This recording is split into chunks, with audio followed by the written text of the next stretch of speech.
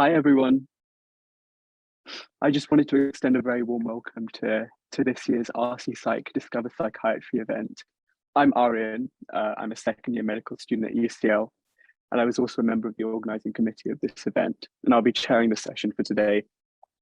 I hope you all are having a very wonderful evening, and we're excited to present a session jam-packed of insight, experience, and reflection from a very diverse range of speakers. You should have all had a pop-up, a poll pop up on your screens. I'll quickly recap the results, but it seems as an overwhelming majority of you are very interested in psychiatry, which is really lovely to see. We hope that you can all gain something out of this event, no matter if your interest in psychiatry is concrete or vague. We're going to first start off with a quick introduction from Dr. Hina Aga. Dr. Hina is a core and high specialist. Apologies. Dr. Hina is a general adult psychiatrist and works as a consultant in a community mental health team. Hina had a core higher specialist training from South London and Maudsley. She did her MBBS from Peshawar in Pakistan and initial postgraduate exams in pathology, then decided to change her career path. She's ever so grateful for herself for that decision. Hi. Thank you very much. Can I take over? Yes, please. Hello, good evening. I'm Hina Aga and I am recruitment lead for the London division of the Royal College. And I really welcome you for coming to this webinar. We really want you to get the best of the experience from it. What I want you to emphasize is that there is a Q&A section. So if you have any questions, you can post your questions in this chat box. You can also do something, if you want to add anything, you can write in the chat box. And so that can be done. I really want to thank all my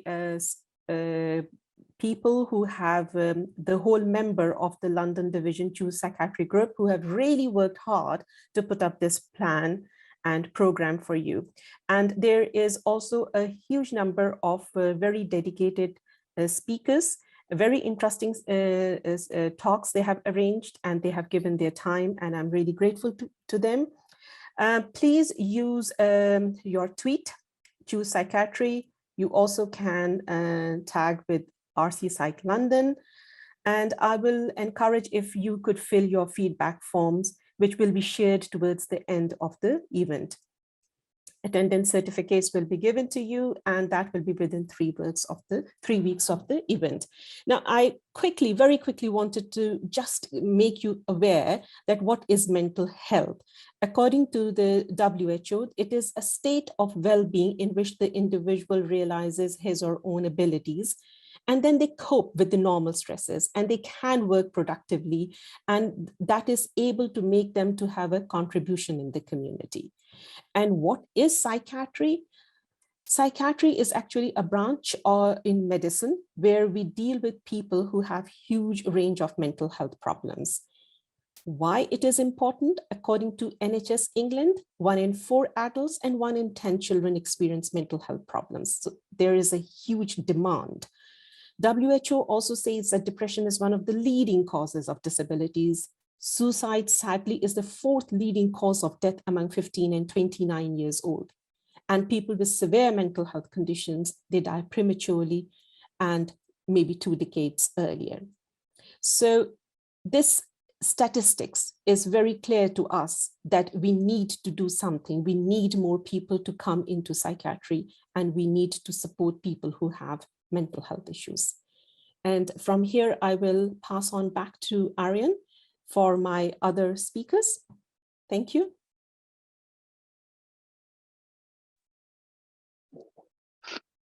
Thank you, Hina. Our next speaker is Dr. Suhana Ahmed. Dr. Ahmed is a dual-trained consultant psychiatrist. She's currently working in an old age inpatient setting at South West London at St George's NHS Trust. She is a Director of Medical Education at the Trust and continues as a supported return to training champion. Thanks so much, Arian. That's great. I've got a few slides that I'm going to share, and hopefully someone from the team will let me know if that's not working. But so let's just set it up. I'll try and put it on slide view. So hopefully you can see all of that. Welcome.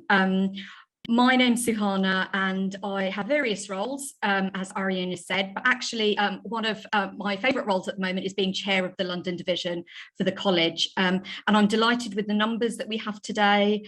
So really my talk is a little bit about me and just welcoming you into the world of psychiatry. I thought it would be useful is for me to give you sort of a quick whistle-stop tour of sort of me. So I grew up in East London, a very deprived part of East London. I was one of 4 and my parents were immigrants, so worked very, very hard. And we didn't have much growing up. And I remember sort of wearing my sister's hand-me-downs, and no one from my secondary school ever went on to do A-levels, let alone medicine. But there was always this little bit of me that thought, actually, maybe I can do it because this is really what I want to do. And I went off to 6th form, and I was the first person for my 6th form to go to medical school, which was I still sort of pinch myself and wonder if it's real. And so I went to medical school. At the time, it was Guy's, King's and St Thomas's. I did 6 years there, and I did a BSc in physiology. And then I did my foundation years in Kent for my FY1, and then I did psychiatry in East London. And then I decided actually what I wanted to do was be an A&E specialist. And so I did 2 years of ACCS. And at the end of that second year, I found that what I was doing was gravitating towards the patients with mental health, partly because I found them so interesting, 2, because I got to know them, but 3, I saw firsthand the stigma they suffered and how differently they were treated. And so I went into psychiatry. And so in 2009, I started as a CT1 and did 3 years, then did dual training. So that means I'm old age and adult trained. And in 2018, I qualified as a consultant. And actually a big thing happened in 2013 because I had this little man, and this is Daniel. In 2013, he's now 9 years old and looks very different to that. But what it also did was it gave me first-hand experience of mental health. And so I suffered a really severe episode of postnatal depression and was admitted to a mother and baby unit for 3 weeks and was really unwell. But what it did is it made me realise what it was like on the other side. So what do I do now? I work clinically. So I do 6 sessions of an old age inpatient job. I am Director of Medical Education, so oversee the teaching and training. I have a supported return to training role, which means I help trainees come back into training, but also I do lots of work with the college, including with the London division, but also the old age faculty and the leadership and management scheme. And what I wanted to highlight to you very quickly was why I did psychiatry. And there are various reasons, but this probably summarises it the most. I love developing relationships with patients. I like getting to know my patients. I like hearing about their lives and their stories. I feel that the contact is very meaningful. And so every contact I have with a patient feels very meaningful. I have a great work-life balance. I've been able to have a little boy. I've trained less than full time for a lot of my training. There is a real focus on training in psychiatry. I feel that we look after our trainees. I feel that we train them, things like supervision are key in your training. Non-clinical opportunities. So what I always knew is I probably wouldn't always work clinically, and so what psychiatry has given me is the opportunity to do maybe different things. So like the Director of Medical Education role, and I have a fantastic set of colleagues that I work with, and that has been such a big positive and plus point. So I want to give you my top tips before I leave, and this isn't just for psychiatry, this is going forward as a doctor. My first one is learn to ask for help. So if things aren't going right, if for whatever reason you need support, learn to be able to ask for that support, because a lot of the time you'll be one of many, and people won't realise. Things will be difficult. Training is difficult. Being at med school is difficult. And there will be times where you probably can't see the end point. At those points, what is probably most important is just being able to see your next step. So try not to look too far forward, because like me, I thought I would be an A&E consultant, and actually it turns out I sort of did a 360 turn, and my life is very different to what I thought it would be like. And my last tip is this: it's really, really important to be kind. In psychiatry, that is so, so important, and it is the crux of what we do and the relationships that we form.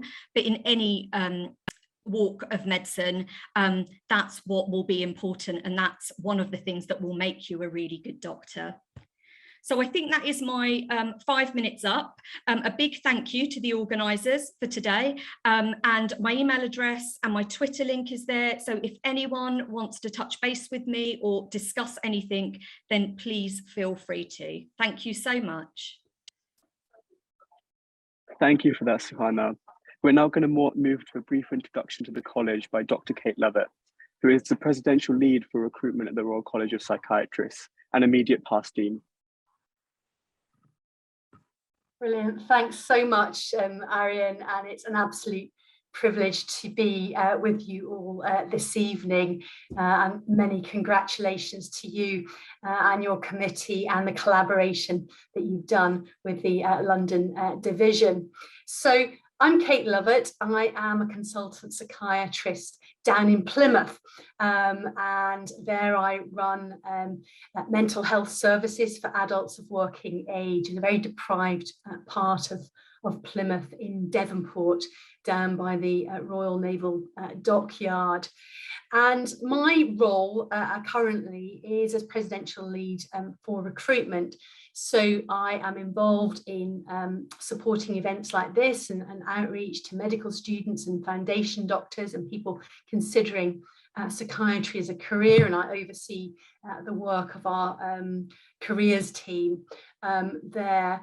I'm also involved in helping set a strategy, and I've just written along with colleagues the strategy for recruitment. We've set out a strategy for the next 5 years, and that's great fun because that involves an awful lot of collaboration with many people. I think we're up to about 80 acknowledgements at the front of the report, considering what the push-pull factors are to the profession, and what we need to do to support people throughout their careers to remain and stay in psychiatry. And then the third bit of my job is organising and leading the Choose Psychiatry recruitment campaign. And I'm very excited that on Monday, which is World Mental Health Day, we will be launching our latest campaign. And we have an absolutely fantastic video which features a foundation doctor, a senior academic psychiatrist, professor, SAS doctor, and a higher trainee. But the real stars of the short film are, of course, patients, and I'll give you no spoilers, but I hope you enjoy it and look out for that on the college website on Monday. I cried when I watched it, and I think, you know, that to me was a result. It really gets to the heart of what we do as psychiatrists and why it's so important, with the sort of strap line of choose psychiatry and make a difference. And I'm 30 years into my career in psychiatry now, and I absolutely know that our job makes such a significant difference to the lives of very many. Suhana's already talked about her sort of journey into psychiatry and her own lived experience. And one of the things that really persuaded me to do psychiatry, it was something I'd very much enjoyed as a medical student, but I wasn't sure whether I was cut out for it as a career. And I've written about that. And again, I've got a blog that's going to be published in the next couple of weeks with the question, am I cut out for a career in psychiatry? Well, I wasn't sure that I was, but it was when I was a junior doctor, when I was an FY1 doctor, my mum got very severely depressed. And I saw firsthand the real difference that a therapeutic alliance, a therapeutic relationship with a psychiatrist made to her, but also to my entire family and the community around. And I think, you know, after a bit of consideration, I thought, you know, opportunities knocking on my door, and this is something that I want to spend the rest of my life doing. So here I am. So as Arian's already mentioned, prior to taking on this job as presidential lead for recruitment, I was dean at the college. So I was the third female dean that we've ever had. And I spent 5 years between 2016 and 2021 supporting our educational and training portfolio at the college. Now, when I was a medical student, I had no clue what a medical Royal College was. And it's very confusing to think about all the different bodies that sort of were involved in you know, sort of surrounding medicine. So we have the General Medical Council, which is our regulator and now regulates undergraduate training as well as postgraduate training. We have the BMA, the British Medical Association, which is a trade union. So the BMA campaign for terms and conditions for doctors, but they also represent medical students. We have the protection societies, the defence unions. So those provide things like the Medical Defence Union and the MPA, Medical Protection Society, provide indemnity. So it's a sort of insurance policy that provides legal support if it's ever needed. And then there are the medical Royal Colleges, and we are one of a number of medical Royal Colleges. We haven't always been a medical Royal College in psychiatry. We started off in 1841 when we were the Association of the Medical Officers of the Asylums. And in 1865 we became the Medico-Psychological Association, and that stayed as the body that represented psychiatrists until 1926, when we got a royal charter and became the Royal Medico-Psychological Association. But it was only in 1971 that we became a Royal Medical College. As I said, we're on to we've had 3 female deans over that period of time. We're on to our 17th president, Dr. Adrian Jane. So we're a professional bodies, and we are responsible for supporting psychiatrists throughout their careers, from training all the way through to retirement. We set standards. We set standards for training and standards for psychiatry within the UK. And we work really hard to try and achieve the very best outcomes for people with mental illness, with intellectual disability and neurodevelopmental disorders. We promote excellence in mental health services. We strive to train outstanding psychiatrists. And we promote quality improvement, we promote research, and we are the voice of psychiatry. So when government and the media want to hear from psychiatrists, they turn to us as representing the voice of psychiatrists in the UK. We're very much underpinned by values, and I loved what Sahana said about being kind, and I think that is one of the most important values that all of us can bring to our work as medical students and doctors, and it certainly is absolutely critical in being good psychiatrists that you're kind, whatever else, that you're kind. Our college values I think are brilliant. I was involved in helping design them with others, and the acronym is CIRCLE, and I always find it easy to remember. So C for courage. So psychiatrists need to be courageous. We need to advocate for patients who are often find it hard to advocate for themselves and are very often in very disadvantaged situations. So we need to be courageous. We need to innovate. We need to be involved in being at the cutting edge. We need to be involved in thinking about how we can do things differently and better. So we all need to be innovators. We need to be respectful. So we spend a lot of time at the college thinking about equality and diversity, thinking about how we support people access the things that they need because they've been socially disadvantaged within our society. And we also think deeply about equality for psychiatrists within the college and within the workplace. We're all about collaboration. I discovered quite early on in my career, and certainly was learned a lot of lessons when I was dean at the college about collaboration. We can't do anything on our own. We can't do any of this on our own. We need others around us to work together to achieve the best outcomes for our patients. We need to learn. So the L of Circle is about learning. As dean, my portfolio was all about learning, but it's wonderful 30 years on into my career. I'm learning stuff every day. I love learning. And, there is always something new to learn. And then E in Circle is around excellence. So psychiatrists need to strive to excellence. And one of the things about our specialty is that it's underpinned by really interesting science.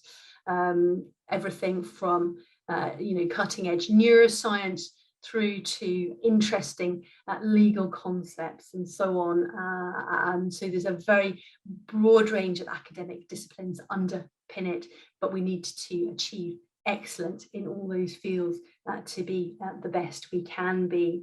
So the college structure is at the top, we have a president. We're supported by a staff of around 240 college staff who work mainly in London, but also are distributed through the UK in our divisions. And they're a little bit like the civil service. So we have elected officers, which is like the government, supported by college staff, which is like the civil service. So Adrian James, as I've already mentioned, is our president, and he's supported by 3 other honorary officers: our registrar, Dr. Trudy Senavaratne, our dean, Dr. Subodh Davi, and our treasurer, Professor John Crichton. The registrar looks after policy and membership, the dean looks after education, and the treasurer takes good care of the money. We're supported by 14 faculties in the college, so those represent all the different specialties in psychiatry. So we have, for example, a faculty of eating disorders, a faculty of neuropsychiatry, a faculty of general adult psychiatry, and so on, and there are 14 of them. We have 8 English divisions, so those are structures that support local parts of England. So, for example, I'm down in the southwest. We have a southwest division, and there is a division that covers every bit of England, 8 in total. And then we have the devolved nations. So we have the RC Psych in Scotland, Wales, and Northern Ireland. But one of the very exciting things about the college is that we also have international divisions, and 20%, so about a fifth of our 20,000 membership are in the rest of the world. So we have our international divisions that represent Africa, the Middle East, South Asia, Europe, Pan America, and the Western Pacific. And one of the things I love about our specialty is that we are truly a global specialty. We have a large international workforce in the UK, and many of our members go on to work abroad. So it provides endless enrichment and lots of opportunity. So for some of you, this will be your very, very first contact with the Royal College of Psychiatrists. And I really hope that it is not your last. I hope that this is the start of a long relationship that you may have with the college. When I was a trainee, when I decided to train in psychiatry, my first contact with the college wasn't in an event like this, but it was paying money to the college to sit exams. But over the years, it has been provided me with professional oxygen. And I'd really recommend that at whatever stage you are at in your career, that you reach out to the college. So we'd encourage you to contact us. For those of you who don't know already, you can become a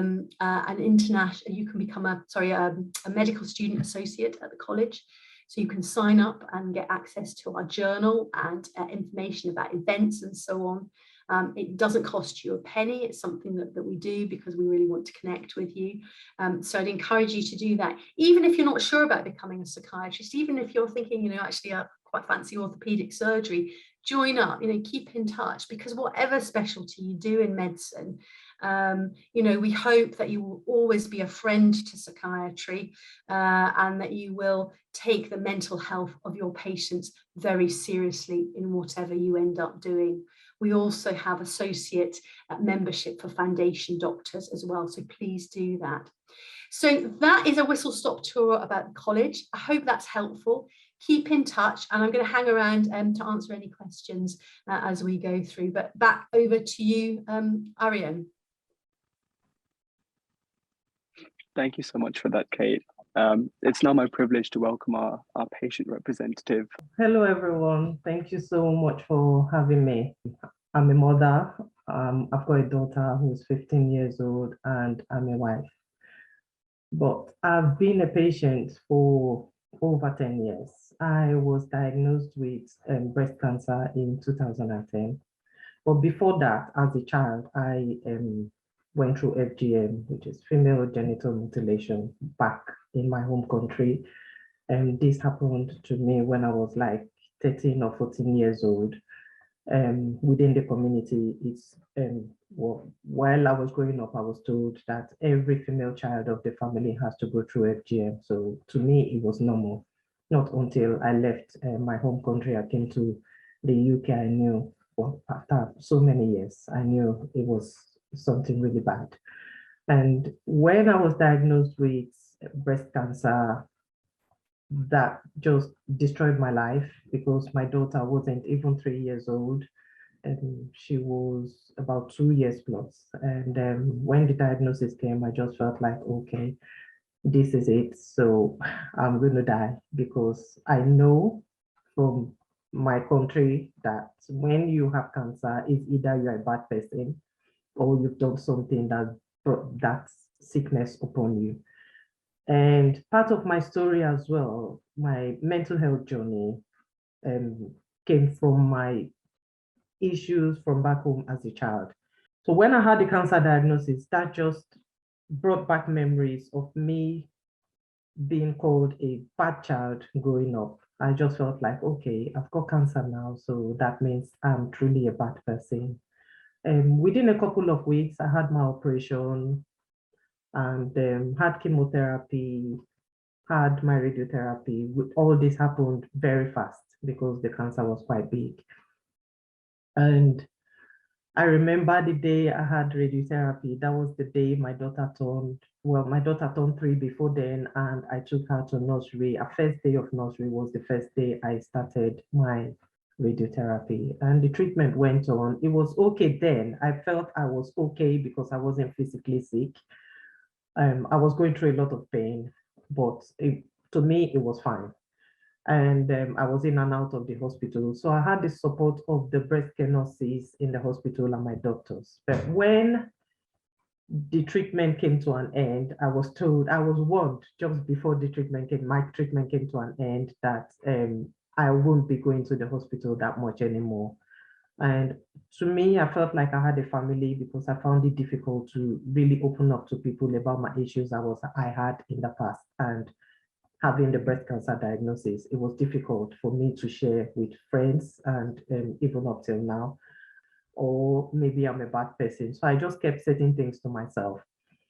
And when my treatment came to an end, thank God, my consultant at King's, he was very kind to say, okay, whenever you feel like you're down, you can come in and then just talk to me.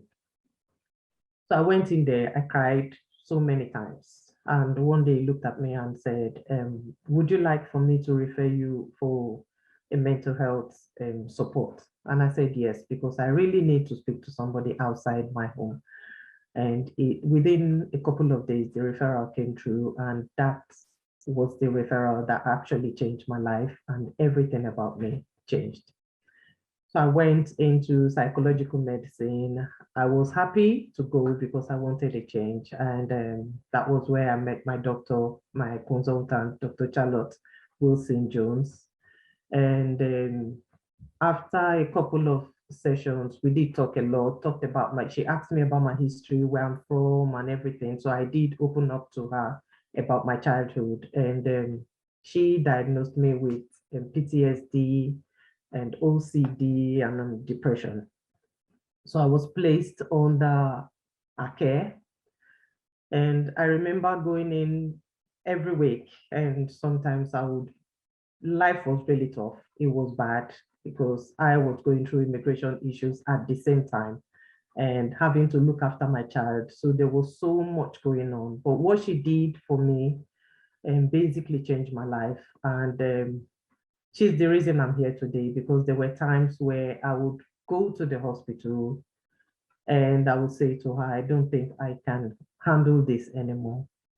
I don't think I can continue, because I was fighting a battle within myself, although she was there for me to talk to. But when I left the hospital, it was difficult for me to even open up to my husband about my feelings. And she said, I know you will be fine. She did assure me, but to me then it didn't make sense, because I felt like, no, I don't want to be here anymore. And there was this particular day I walked to the train station, and I think that day was supposed to be the end of my life. And I remember thinking that, yes, I can't handle this pain anymore, because at that point, I was told by the Home Office to leave the country with my daughter, who was born in the UK. And I just felt like it would be better for me to die instead of going through this pain. I've got my cancer I'm dealing with. I've got a young child. I don't know if I would survive, because at that time I didn't really know. They told me actually what stage my cancer was, but I was just so scared of too many information. I walked to the train station. I said, okay, let me just go. But I remembered something Dr. Charlotte said to me. She said, though tough times will come, but you will get through it, and always remember the person you care for most. And that's my daughter. And growing up as a child, I went through pain growing up from my family. My parents divorced from a very young age, and I grew up with a stepmother. So I did not want my child to go through that. I just wanted to leave to make sure I looked after my child myself. So that was the thought I had that moment that made me go back home. And on my way home, I called the department, and she made it okay. She made me so comfortable to call at any time. There were times where I would call in the night at 7, 8 in the night to speak to her, and she would call back. I'll send an email, she would call me back at any time. Although I had the medications, but that wasn't enough. I had deep issues. I had flashbacks from when I had the FGM done. And then there were times where I would be on the bus and I would see certain people, and that takes me back to where I had the FGM done, and I just lived in fear. I'll be physically shaking because I feel like this person is going to do something bad to me. And I went through all that myself, and I thank God I had my doctor, Dr. Charlotte Wilson-Jones, who gave me strength. I've been under her care for so many years now. In the past, I was refused because of my status. I was told that I wasn't entitled to any counseling, no support. But when I saw her, I was grateful, because she said to me, I will never discharge you from my care until you're able to look after yourself. And this is, I think, I don't know if it's over 5 years, and she supported me so much, giving me the platform to shine. She's giving me my life back. And then for me to be here today and smile, I think I'm a totally different person, because if not for psychiatry, I would be dead, basically gone. My fear initially was I was going to die of cancer, but I did not die of cancer. This is over 10 years now. But the battles I was facing, my mental health battles, was way bigger than cancer. And I felt like if cancer did not take me, probably my mental health will take me. And one person I owe everything to is Dr. Charlotte Wilson-Jones, who changed my life. I don't know how she did it because she did break every barrier for my sake. When it comes to the social aspects of my life, she stepped in. When I was homeless, myself and my daughter, she stepped in, called the council, wrote letters. On one occasion, she did call the Home Office at one point when my benefit was stopped before I received my leave to remain. Although my daughter is British, she was born here, but I still went through hell and back. And if not for my doctor, I won't be here today. So I owe everything to psychiatry and to every psychiatrist out there doing the most to make sure people like me do not give up in life. When she told me initially, everything I do now, if not for her, I won't be doing it. When she asked me if I wanted to become a patient educator for the first time, I think that was like 5 or 6 years ago, I wasn't sure if I would be able to face anyone. But today I am privileged. I won't say I'm proud. I'm privileged to share my story with so many medical students and being part of the Royal College of Psychiatry and having an award, receiving an award from them through my pain. It's a privilege. And everything I've gone through has made me the person I am today. And it's inspired my daughter. I heard Dr. Suwana say, be kind. A psychiatrist was way more than kind to me, and that's why I'm still here. And my daughter is 15 now, and I'm grateful to be alive to raise her. And she has decided to become a psychiatrist, which I am rooting so much because I know I really want her to become a psychiatrist to give back to the community. That will be my greatest joy. If after she becomes a psychiatrist, then the time for me comes to go, then I know I'm fulfilled in life. Thank you very much. And thank you so much for having me, everyone. Thank you, Onome, for that really enlightening talk. I was personally wondering, were there any particular instances where you felt a psychiatrist really made a difference, or any particular moment, I guess? Yeah, I had so many instances where my consultant stepped in, so many. I had times where I did not have money to even buy my bus pass for my house to the hospital. And I had to walk so many times because of the shame of, I didn't want to tell anyone because as a grown woman, a married woman with a child, it was difficult for me to say, oh, I don't have £5, or then it was less than £5 even. But she spoke to one of our secretaries and said, I don't have to pay because the hospital can refund my money back for travel. And that was when I knew. And housing, my immigration, she called the Home Office in front of me and she was there watching me when they were tossing me up and down.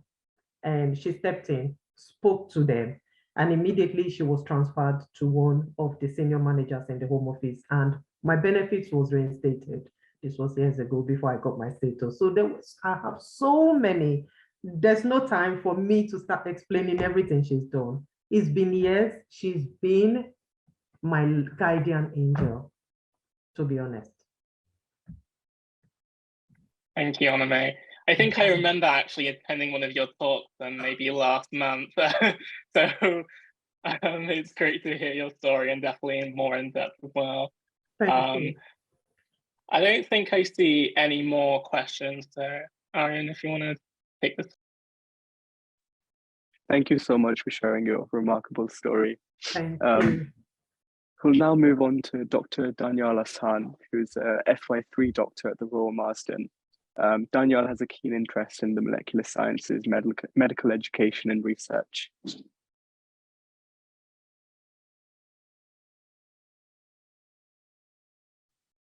Right, hello everybody, let me just open up my presentation. Okay. Right, can everybody see this?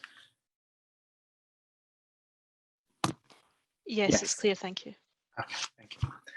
Right, so yeah, my name's Daniel. I'm an FY3 doctor. I'll be giving a brief overview on applying for the foundation program. So it's relevant to mostly the medical students or some of the international medical graduates who will need to do F2 and will be considering psychiatry. A little bit about me: I am interested in psychiatry, and this became a topic that I became a field of medicine that I became interested in through my experiences of the foundation program. So, quick overview. This is supposed to be a whistle-stop tour because we are supposed to finish this within 12 minutes. So, foundation program is essentially a 2-year. It's meant to be essentially a 2-year work-based training program, which aims to bridge the gap between medical school and specialty training. So it's composed of 2 years. Your FY1 year is a pre-registration year in which you are provisionally registered. It's what used to be called your house job. You work under very close supervision. And your FY2 is when you're placed on an old term for it would be an SHO rota, where you rotate through whatever specialty you do. You'll be on the same rota as the core trainees for medicine or surgery. And you work as an SHO, a bit more independent practice. Your program mostly consists of 4-month rotations. You cover all sorts of topics. You'll cover all sorts of specialties. The key focus for the foundation program will be in medicine and a GP or a psychiatry placement. The thing to know is by the end of your FY2, you are deemed to have the competencies to apply for specialty training, no matter whichever it is, so whether it be psychiatry or any other specialty you want to do. So you need to get your competencies signed off. So the application process for, this is probably most relevant for the UK graduates. It opens in September. It's done via the Oriel application portal. It lasts for about 2 weeks. You require at least one reference, which can be any senior clinician. So for medical students, it's probably going to be most likely your educational supervisor. Just make sure that they know a little bit about you. You are able to actually link your application to another applicant's in certain circumstances. So what this means is for anyone who's married or has got certain, who needs to be in a certain place for childcare reasons with another partner who's also applying to the foundation program, you can link your applications and they'll try to put you in a similar geographical location. When you fill out your application process in September, you have to rank all foundation schools, even if you don't want to necessarily go to Scotland or Wales or come to London. You don't want to do that. You still have to rank all of them. You then sit your SJT examination, which everybody has to do, and then you can keep modifying the rankings of your foundation school up until mid-February. And in March, you'll be allocated your foundation school, and then you can start ranking your preference before your final allocation to start in August. So this is probably where it starts to get a bit more interesting, a bit more relevant, is how scoring is done on the foundation program when you apply. So it's scored out of 100 points. You've got 50 points, which comes from the situational judgment exam, and you've got 50 points, which is from medical school performance. Very recently, in the last year, they have now removed the points you used to be able to get for publications and presentations. So it's now entirely 50-50 on SJT and your medical school exams. So the way that works is medical school performance correlates entirely to your decile ranking in your medical school. So if you're in the top 10% of your medical school, you will score 50 out of 50. If you're in the bottom 10%, you will get 41 points, and so on. It is really up to each medical school to decide which assessments it chooses for the purpose of calculating the decile score. So if you are in your second and third year, it's probably a good idea to just be aware what they use for this calculation, and you can put extra effort in those examinations just to make sure that you have the best chance when you're applying for foundation jobs. This does become important because cutoffs do vary for each foundation school. London, Oxford, Cambridge, and some of the bigger cities tend to have slightly higher cutoff points. So it's good to be in the high range. I just found this document from the foundation school, which talks about the competition ratios and the number of programs offered. These are all the different foundation schools. One thing to note is South Thames is, so I did my foundation training in South Thames, so I did my F1 at King's and F2 at Medway. It's now being broken up. So the Kent places, I think, will become Kent's, Surrey and Sussex, and the London places will become part of the London Foundation School. What you can clearly see from here is probably the most important thing to note, and especially I think if you're an international graduate as well, it's just to look at the competition ratio. So how many places there are for people who want to go to that place. Somewhere like North London is very competitive with a ratio of 2.6. South Thames is also fairly competitive, 1.3. But then you've got some places which have like 0.54 to 0.6. So there's a lot more places available. So it might be attractive for an international graduate if you are considering places to go. So a big part of the foundation application is the situational judgment exam. Essentially, when I did it, it was a written exam, but they've been transitioning towards an online exam. So this, even if you apply for the standalone F2 as an international graduate, you will still be required to do this. What it does is it tests the key attributes that you should have developed during medical school. It's about 2 hours, 20 minutes, and it presents you a series of work-related situations and asks how you would respond to these situations. So for all of the ones who did, all of you who did the UCAT to get into medical school, it's like the SJT section from that, but a little bit more advanced to reflect the fact you've gone through 5 years of medical training. There's 3 types of questions it asks. You've got your ranking questions. So if you've got 5 responses and you have to consider which one is the best response. You've got multiple choice, and you have to also talk about how appropriate an action could be in a certain situation.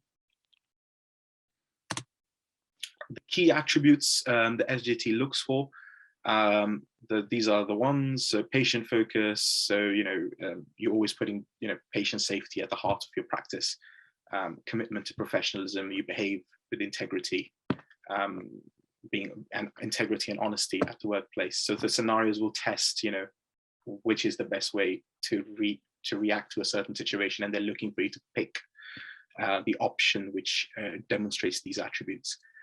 Coping with pressure, prioritizing long lists of ward jobs, for example. It also tests how you respond to difficult conversations, because as a junior doctor, you will be put in difficult conversations. This is just from straight from the SJT. So you've got essentially the application period, which is open now.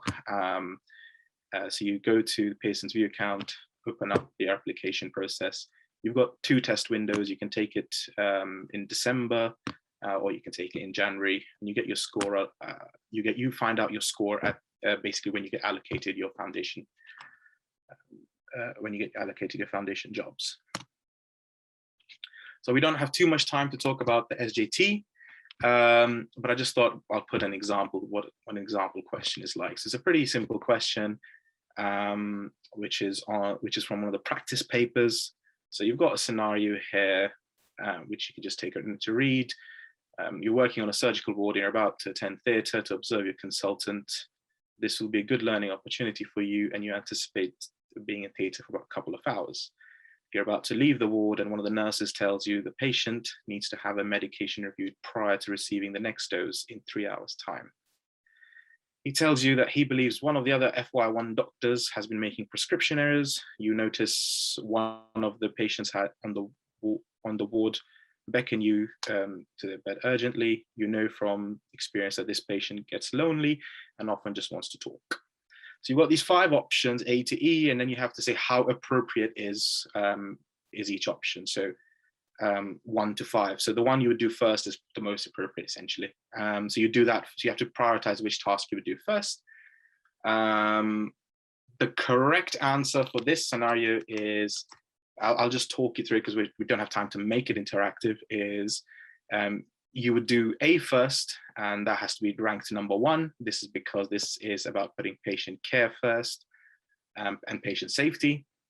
B would be second because of immediate, if the patient has any immediate concerns, it could be related to patient care, and you can probably address an immediate question quite quickly. At that point, you should do C as number 3, as a third most important thing to do, because you have to maintain your professional development and learning opportunities whilst you're a junior doctor. And fourth would be to take some, the allegations about another doctor making errors in the prescription are to be taken seriously, and you should acknowledge the nurse's concerns when somebody raises concerns to you as a junior doctor, but it's not an immediate concern. There's not a lot you can do right now, this very second. And finally, you would do E. That's the correct answer. I just wanted to, I've put this up because it's a complicated diagram. Basically how this works is for each option, A, B, C, D, and E, you get given 4 points on this. There's 4 marks available. So if you ranked A as the number 1, the most important thing to do, you would do something you do first, you'd get 4 points. If you put it as number 2, you get 3 points, and so on for all of the applications. So because none of these are entirely, well, most of these options are not completely wrong. It's just about how well you prioritize them. So there are some, you can get partial marks. So we'll quickly try and do some preparation for the SJT. The most common myth there is that you cannot revise for the SJT. Of course you can. Start 2 to 3 months prior to taking the exam. 1 night a week is usually enough. One things you can do, a good starting point is read the GMC Good Medical Practice with supporting guidance, because that tells you all of the attributes of a good doctor and how, with clinical examples where it is relevant. If you're in medical school, make sure you attend wards in 4th year in particular, if you haven't done so. Wards, because a lot of the scenarios you will encounter are actually are based on true real life scenarios. In terms of preparation for the SJT, I think the best preparation is probably just the UK FPO official past papers. You can get them from their website. The reason I say that is there's a lot of courses which advertise a lot of, which charge quite a lot for this particular exam. Look, there is an element of subjectivity on which answer is correct. One doctor can say one thing and another doctor can say another thing. Even consultants can differ in opinion. The scenario we discussed today was more straightforward. The only official correct answer is what UK FPO thinks is the correct answer. So they're the ones who, this is their thinking, they are writing the exam, so their papers are only, and we found that a lot of the other sources were not very good preparation. So I would work my way through them and just keep doing the papers again and again and keep reading the explanation. Don't just do the question and count up your marks. You will get better by reading the explanations for this particular exam. Very quickly, just got a couple of minutes left. So we talked about the standard foundation program. There's also Psychiatry Foundation fellowships. So everybody, if you want to apply to these and you're interested in psychiatry, they're very good. You still have to apply to the normal foundation program, and then you can further apply to these where you essentially, you'll do your normal foundation program, but you'll have longitudinal supervision from a psychiatrist. You'll be invited to, have the opportunity to attend the CPD opportunities, get preparation for MRC Psych, and you work very closely with the Royal College of Psychiatrists, and support for them is very useful if you're considering applying for psychiatry. We also have specialized foundation programs. These previously used to be called the academic foundation programs. These essentially consist of either a day a week during your FY, F2, or a single F2 placement where you spend 4 months doing research, teaching, leadership, or management. These you apply at the same time as the normal foundation program, but the thing to remember is you all have to apply for the normal foundation program after medical school. How medical schools use these varies. How foundation schools select for this academic or specialized foundation program really does vary. London programs tend to typically have a cutoff where you have to be in the top 3 deciles of your medical school. Here, for these specialized foundation programs, outside of London in particular, you do have to write, you can bring in your publication experiences, and white space questions are to say how fantastic you are. You write a personal statement, how you could do this. And there is an interview for these posts. Just to me finishing off, I really recommend, so I did an undergraduate before I did medicine. I worked in stem cell research in the US, and then I decided I'm going to be a doctor. I hadn't considered psychiatry, to be honest with you, until I got into my medical training. My first job was at King's College Hospital with liaison psychiatry, and it was absolutely fantastic. The reason I recommend is because psychiatry is something you find in every job that I found. I was an orthopedic SHO on call, and a patient tried to commit suicide. They were having low mood. A lot of the time, there's a real unawareness of what needs to be done. And you have to remember one thing: if you're interested in a medical specialty, patients have more than one medical problem, and often mental health features in that list of problems. So a lot of the time, your consultant will say, I don't know what a mental state exam is. If you know how to do one, can you do one? So I was like, oh, okay, I've done loads of these in King. So it's very helpful and very useful. I personally always recommend to do a foundation program with psychiatry rotation. You can always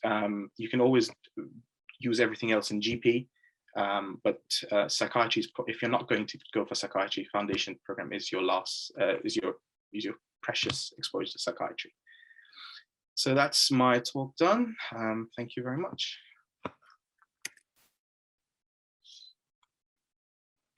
Thank you very much, Dr. Hassan. We're now going to move to Dr. Finbar Murphy, who's going to take us on a whistle-stop tour of CT training. He's currently in his CT 2 year completing a forensics post at Broadmoor Hospital. Thank you, Ariane. I do have some slides as well, which we might share in a second. Yeah, thank you. So yeah, my name is Finbar Murphy. I'm a CT2, so my second year of core training. And yeah, I'll give you a very brief overview of applying to core training. I saw there was already some questions in the chat there that we'll address at the end, but hopefully we'll have lots of time for some questions. So if we get the next slide, please, Gareth. Thank you. So essentially what we'll talk about today, we'll run through the timetable or the kind of key deadlines that you'll need to bear in mind for the application process. We'll talk very briefly about like tips for the application. And then, yeah, like I said, we have time for questions at the end. Yeah, next slide, please. So unfortunately, they haven't released the dates for this year just yet, but they should be coming on the Health Education England website during this month. So unfortunately, I've had to put in the dates from last year, but essentially the broad timeline is going to remain the same, okay? So the first week of November, the advert will be placed on the HEE website. And then, like Danielle mentioned before me, the application itself goes through Oriel. So the application is essentially a three-stage application. And then if you're an IMG or an international graduate, there will be an extra fourth step, but I'll address that at the end. So this is step one. The application or the advert is placed, the application opens, and as you can see there, you have from the start of November to the 1st of December, so about a month to complete the application. And at this stage, it's very basic information. They're just essentially checking your eligibility to enter specialist training. And then at the end of this process, so at the end of stage one, we'll say, you'll be longlisted. So if you're eligible, you'll just get a notification saying you're eligible and they're moving you on to the next stage. Next slide, please, Gareth. Thank you. So then this is stage 2. Everyone who is applying to psychiatry has to sit the MSRA, or the Multi-Specialty Recruitment Assessment. And once you've been longlisted, so at the end of stage 1, then you'll get an invitation to book that exam. The exam itself takes place over kind of a 2-week period, and you sign on to the same service that Danielle mentioned earlier, the Pearson View service, and you book any date during that 2-week window to sit the exam. And then you get the results at the end of January, and that's the end of stage 2. Next slide, please. So then this is kind of stage 3 of the application. So you get your results from the MSRA, and then the window for preferencing opens in February. So what this means is you'll get the list of kind of different deaneries where you could train. So, you know, for example, I'm in the London deanery, but like you'll get the list, same with the foundation application, of the different deaneries, and you rank where you'd like to train. There's a huge number of options. I think there's 500 or so options, but the difference between this and the foundation program is you don't have to rank everything, and I'd recommend you just rank or preference jobs that you'll actually take. You know, if you're not willing to travel to Scotland or not willing to travel, you know, to the opposite end of the country, then don't rank it, essentially. So then by March time, the offers will start to be released. When you get an offer, you can either accept it with an upgrade, or decline it, or hold it. You know, often people, because it is just the MSRA or just this exam that you have to sit, essentially people will kind of apply for multiple specialties and then pick when they have their offers. But you'll be starting work, hopefully, as a core trainee at the start of August, and you'll know where you'll be from about April, so you'll have a few months to prepare for that.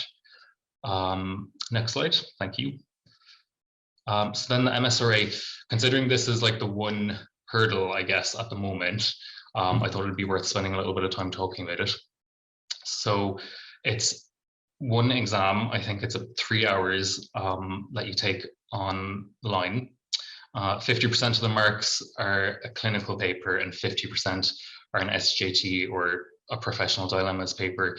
The clinical side is kind of geared at maybe an F2's level of knowledge, maybe an F2 in a community or GP post. That's the level of clinical knowledge that the exam is kind of geared at. And then the SJT part is very like the exact same as what Danielle mentioned in the previous talk. So like I don't want to patronize people and tell them how you should study for an exam. I mean, everyone has their own way of studying, but often people will sign up to question banks online, which obviously cost money. But yeah, if that works for you, if that's worked for you in medical school, or you think like it's probably worth the investment. So this year, so in previous years, so the last 2 or 3 years, maybe 4, it's just been the MSRA. That's the one step of the application is this exam. You're ranked, and then your ranking is compared to everyone else who's sat the exam, and then you know you're given your placement based on where you've ranked. Now in previous years there have been interviews as well, and a portfolio. I'm not sure how much advice I can give you for that, because like I didn't have to do this, but I suppose more general advice for interviews, what I'd recommend is you look at the person specification.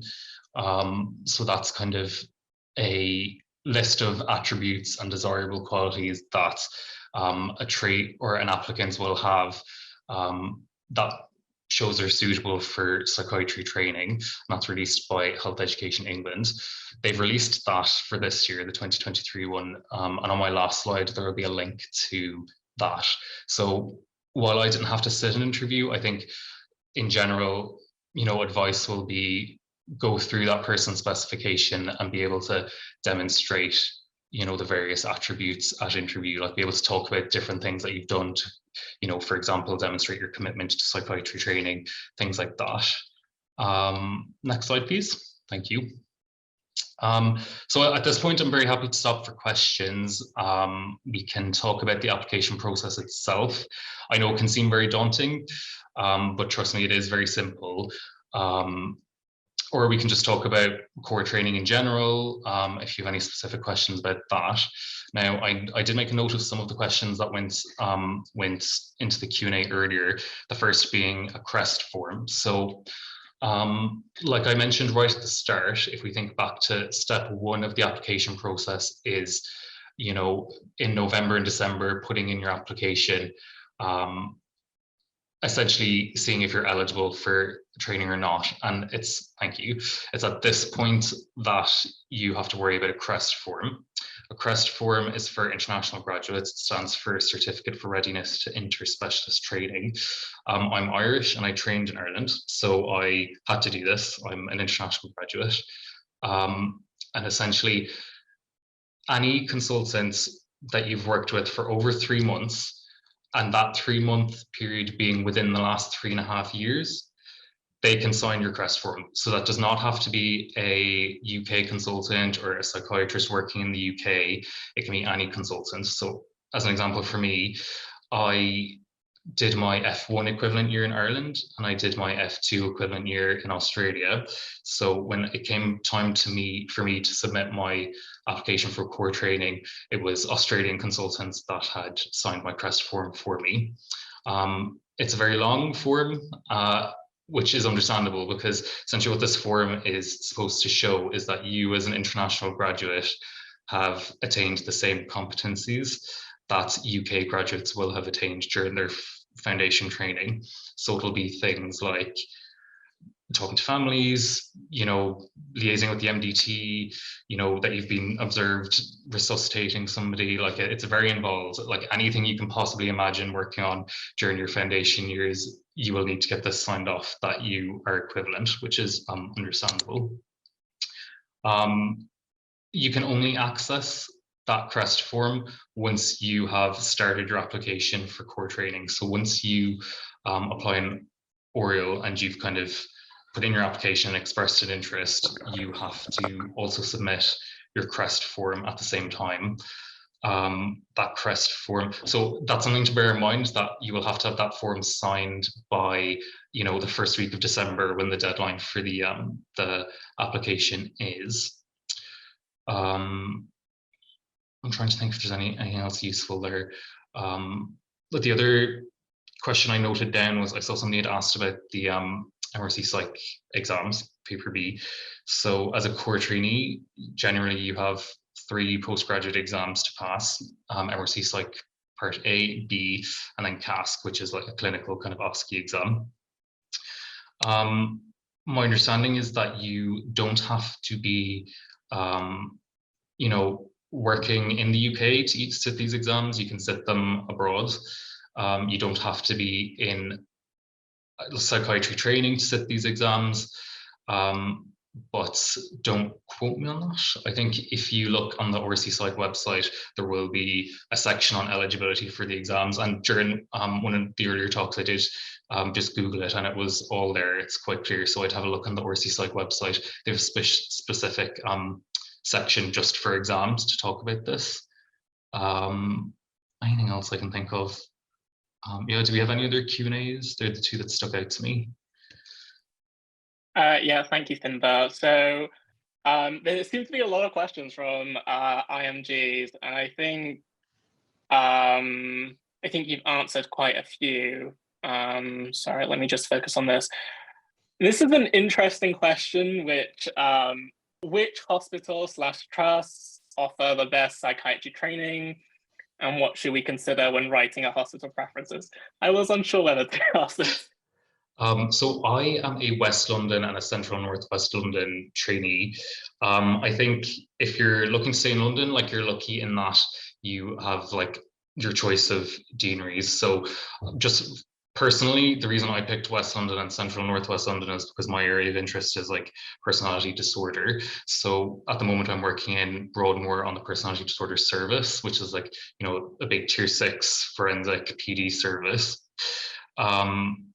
And you know, I'm quite interested in psychotherapy, and we have, you know, the Castle, you can rotate through the Castle Hospital here, which is, you know, a therapeutic community again for PD. So that's why I specifically chose these trusts to train in. As an example, if you are very interested in psychosis, you could apply to SLAM, where the National Psychosis Unit is, that's South London and Maudsley. They also have the National Autism Unit. So if you're interested in autism, that might be a good shout.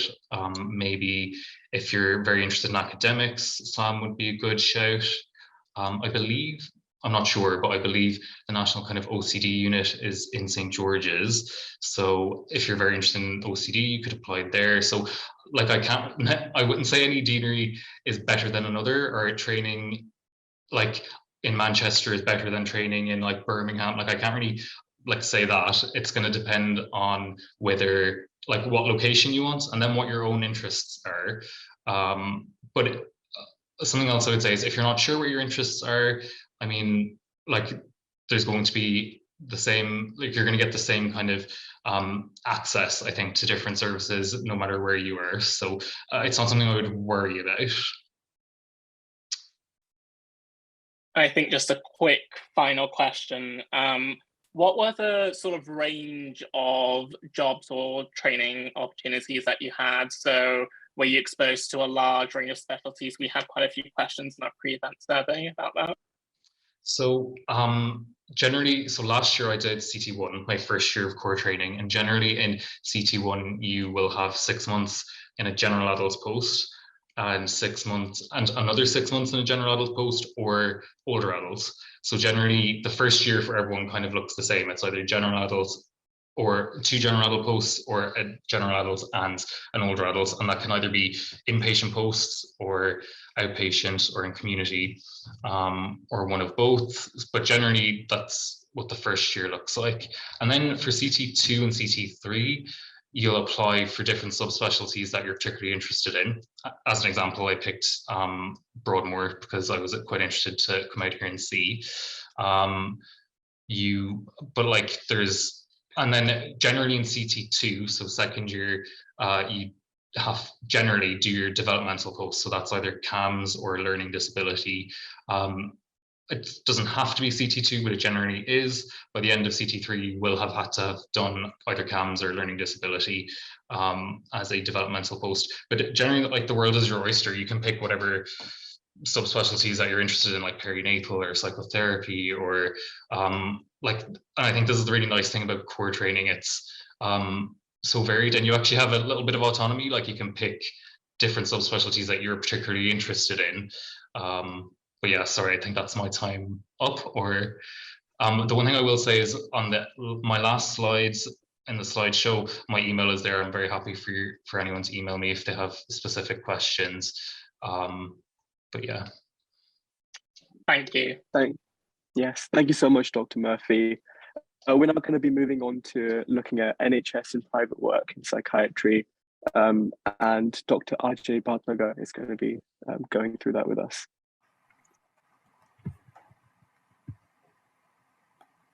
Hi, can you hear me? Yes, we can hear you clearly. Thank you. Right, okay. I would request if my slides could be put up on display, please. That will be great. Okay, brilliant. All right. Thank you so much. Thank you for inviting me. And I see this as a huge, privilege to be able to address this audience. I've previously been involved in inspiring medical students into career in psychiatry, but that's a different talk altogether. This time I was invited to give a talk on NHS and private work. So when I first heard the topic, I thought, gosh, is this to do with money? Is this to do with how much a psychiatrist earns? And then I thought, no, this shouldn't be the message. Money, supplement, extra income is all right. Yes, it's there, but it's also to do with what one gains from the private work. And at one point I thought, should I title this talk as NHS and non-NHS work? Okay. Now, if you look at my title there, I'm a consultant psychiatrist and I am a clinical director in the NHS. But I'm also a consultant psychiatrist and a medical director in the private hospital, okay, and both in London. And then I have my association with King's College London as well. So do I love one work over the other? Do I prefer the private sector to the NHS? Do I prefer the NHS to the private sector? I would say no. I think I love both my roles, both in the private sector and in the NHS. The impression all along, you see, was if anybody associated themselves with the private sector, it was, that must be for money. Or if anybody was admitted in a private hospital, it was like, well, probably the private hospital makes a lot of money and probably there is a lot of unethical practices that go on there, or perhaps they keep patients for longer. So I would want to basically, convey that that's not true. And in my capacity as a medical director, again, I speak on behalf of a private hospital where, yes, there is governance, there is QI projects and audits and research and teaching and the whole plethora of things available even within the private sector. So when I say private sector, and I feel, gosh, is the message around money? It's not just about money. It's again about how you choose to work. Okay. Now there are people who do 3 days in the NHS, 2 days in the private sector. They have that flexibility. They choose it that way. I remember when I first came to UK in the year 2000, and I joined as junior doctor. I don't recall many of my colleagues, doing private practice. I think I was more observing them to be doing 9 to 5 jobs, 5 days a week, fixed salaries, and that was it. And then I remember a consultant psychiatrist asking me, would you want to work in the Priory Hospital, which is a chain of private hospitals, and you would have to do on-calls now and again, and that would give you exposure to eating disorders and the addiction clinic. And I thought, wow, that's going to be interesting. One, also to understand how a private hospital worked and how different was it from the NHS. I believe private hospitals work very well. They do have to live up to a certain standard, and sometimes the focus on quality over there is much more, and again, I remember as a junior doctor, somebody offering me to give a talk or to teach lab students coming from India, Pakistan, Nigeria, and teach psychiatry in that. Now, thing is, it was always my passion for psychiatry. It was always my passion for teaching. Now, with it, if there was income attached to it, it was like, whoa, do I also get paid for what I love doing? So this was as an SHO, as a core trainee. I had begun to do some teaching sessions, and would enjoy those teaching sessions. And then, like I said, the Priory Hospital, and then came an opportunity whether I would want to work in another chain of private hospitals. So the experience has been fantastic. I have been able to understand the link between the NHS and the private sector. What happens to those patients who get seen in the NHS? What happens to those patients who are waiting for a bed in the NHS? Who are on the waiting list in the NHS? Who do they get seen by? What is that quality of work that happens in the private sector?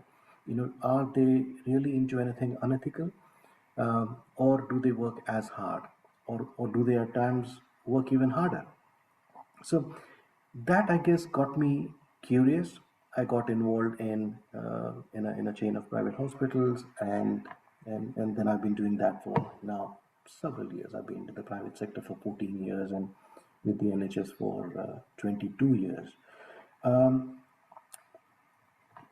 As I, in my capacity as a clinical director, I also now come across lots of psychiatrists coming to me saying, look, I need to discuss a job plan with you, and is it okay if I do 4 days with the NHS and 1 day I'd like it as I choose to spend that day. And they could take up a private consultation, a video consultation, online consultations, completely flexible with how they spend that one day. They may decide not to work on that Friday, or they might take up a case or two. They might take up a court report, because often what happens is you may get a request by solicitors saying, look, there is a chap who's in prison or who might get a custodial sentence. We believe there could be a mental health problem. Do you want to comment on that? And again, it's fascinating how when you meet with that particular individual and you're able to pick out that yes, there is a mental health problem, and please do not send him to prison. This man will benefit from a psychiatry clinic. So, I mean, I guess we'll go to the next slide. And in fact, like I said, this talk is for 10 minutes, so not much of a time. I rather have this as a Q&A session where if you have any questions, you could ask me. But it's that work-life balance. It's that flexible working where people are beginning to choose what they do with their time if they are not completely with the NHS. And there are lots of opportunities, lots of assessments that you could do online. You could do it in your free time.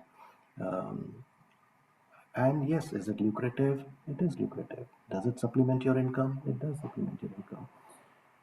People ask this question often, can a psychiatrist earn as much as a surgeon or as a cardiologist? I would not dismiss that. I would say, yes, there is a huge potential there. So that is in terms of money, but then in terms of what you learn, that is fantastic. Like I say, the private hospital I work in, there is this whole QI, QI projects, audit, research, teaching, everything there. Okay, I'm open to questions now. Anything that anybody would want to know. I know this topic is a bit unusual, but if anybody has any questions, I shall. Oh, so I think there might be a question in the chat actually. Okay. So I think Sophia is asking, how do you find work-life balance? See, I love psychiatry. Okay, even as a school student, I wanted to be a psychiatrist, and this was back in India when psychiatry wasn't really much of a area of interest. I guess mental health wasn't that much of a focus. So I wanted to be a psychiatrist. To me, every day I look forward to work, and in terms of work-life balance, I don't believe I compromise on that. I have my life, I have my interests, I have. I've got my family. I don't believe there's not a movie that I haven't seen or a place that I don't go and enjoy. I love that. But do I enjoy my work? I love it.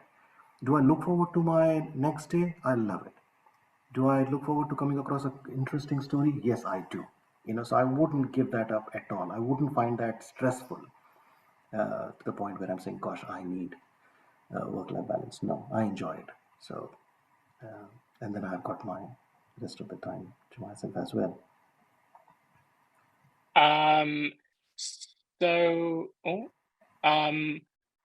There's a question here, and I'm not sure if you want to answer this, but I'll ask it anyway. Is it possible to know how much private psychiatrists earn in private practice? And you don't have to answer this, but if sure, and it's not you about could give a general answer. Yeah, so the general answer could be yes, there are psychiatry colleagues who I know could be earning 300, 400,000 per annum, even more than that. There is a lot of income there. So if that's what somebody wants to, know, then there is that whole range of money that one can earn. Yes. Another question is, what qualifications do you need to work in the private sector?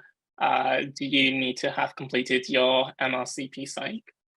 Not necessarily. We do have doctors coming from other countries, and doctors who have done their PLAB exam, and they get absorbed in the private sector.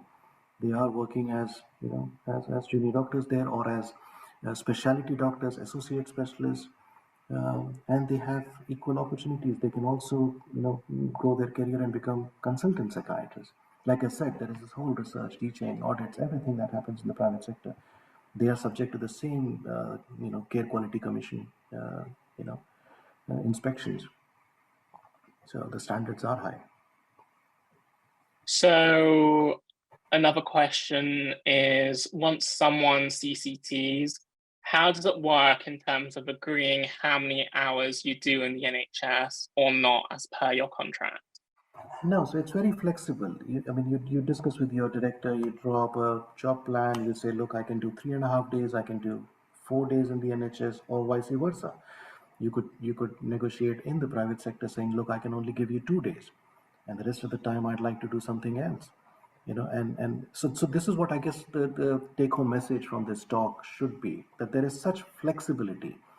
There is such flexibility now as compared to maybe what it was 15, 20 years ago, that you are able to plan out how you'd like to spread your week, and people are open to this practice.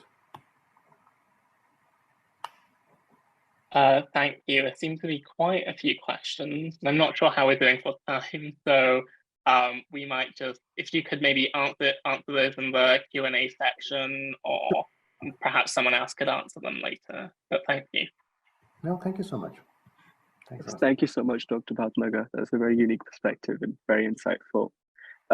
We're just going to put a poll up on your screens in a second. If you could answer that, then we'll move on to our next talk.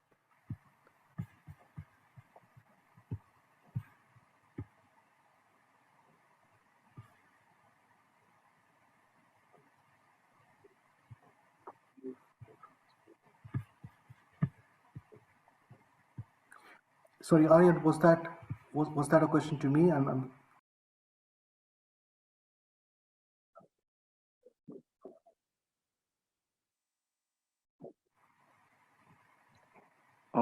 let it run for a couple more seconds.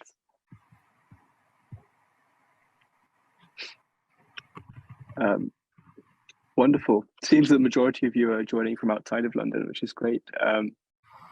Yeah, it's wonderful to see so many people joining us today. Our next talk is by Dr. Chloe Beale, who will be giving a personal perspective on mental health from a psychiatrist's view. Dr. Beale, thank you. Thank you. I will just share my screen.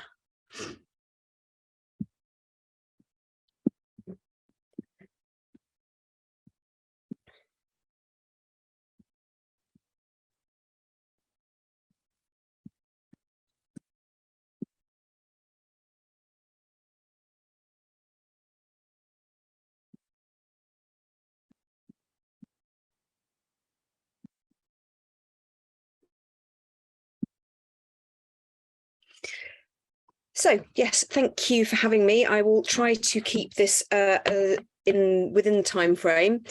So my name's Chloe Beale. I'm a consultant psychiatrist in East London, and I was asked to talk because I understand that previously during similar events, some people have found it quite helpful to hear about sort of lived experience. I know you've heard from somebody with lived experience of mental illness, but some people, I think, can sometimes find it helpful to hear from a psychiatrist who is also a patient, and that is me, as is a lot of psychiatrists, I promise you.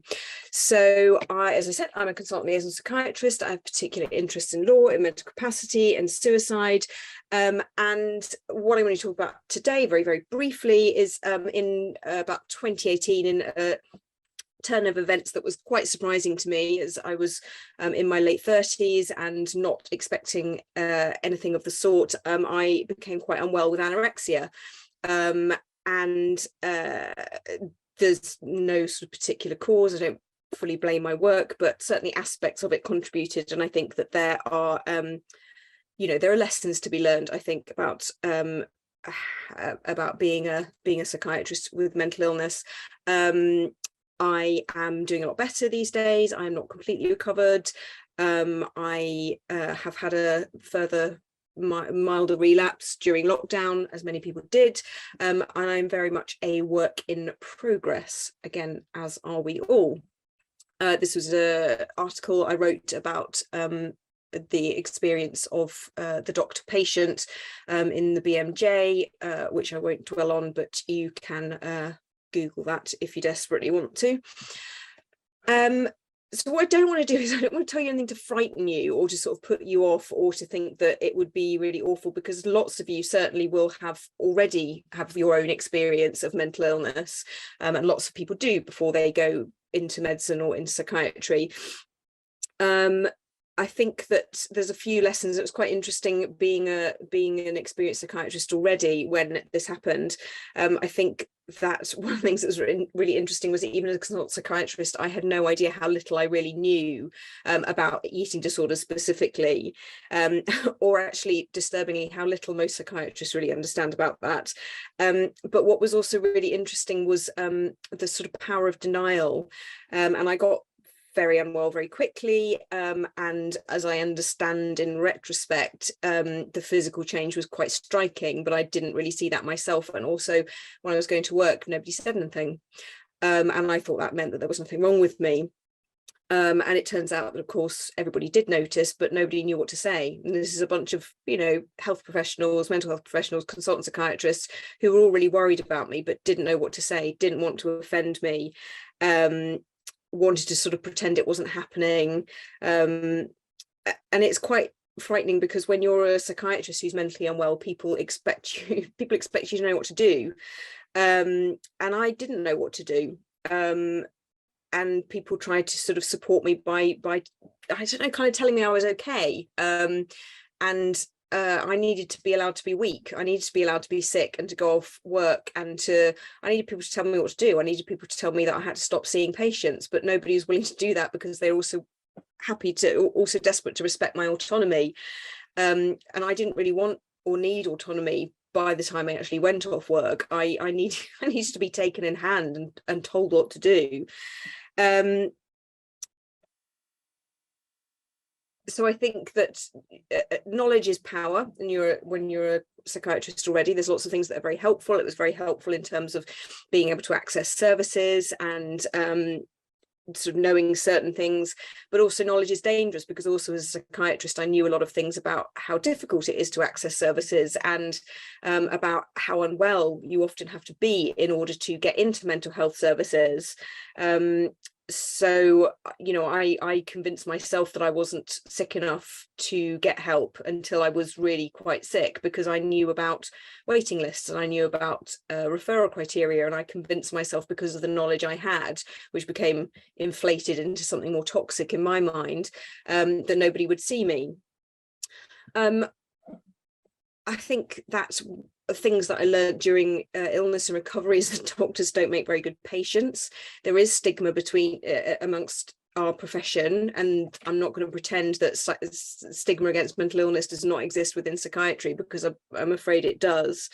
You know, I was terrified of being labelled any of the horrible things that I have occasionally heard mental health professionals say about patients. So I tried to be a perfect patient, and I tried to achieve to the highest standard and to be the absolute perfect patient and never be difficult and never cause anyone to be pissed off with me, so that nobody would say anything bad about me, and so that I could be the best patient and the perfect patient. And in many ways that kind of hindered me, because I wasn't always completely honest about struggling, because I just wanted to not be a problem to anybody. I wanted to do everything right. Post-recovery, it's a strange sort of hinterland. So fitting back into your old life when you've been very unwell is weird and difficult, because in some ways nothing has changed, but also in many ways everything has changed. You know, I will never be the same again. I also don't know how I would be, or how my recovery would have progressed differently had an inconvenient apocalypse not come along when I was bang in the process of recovering and messed everything up.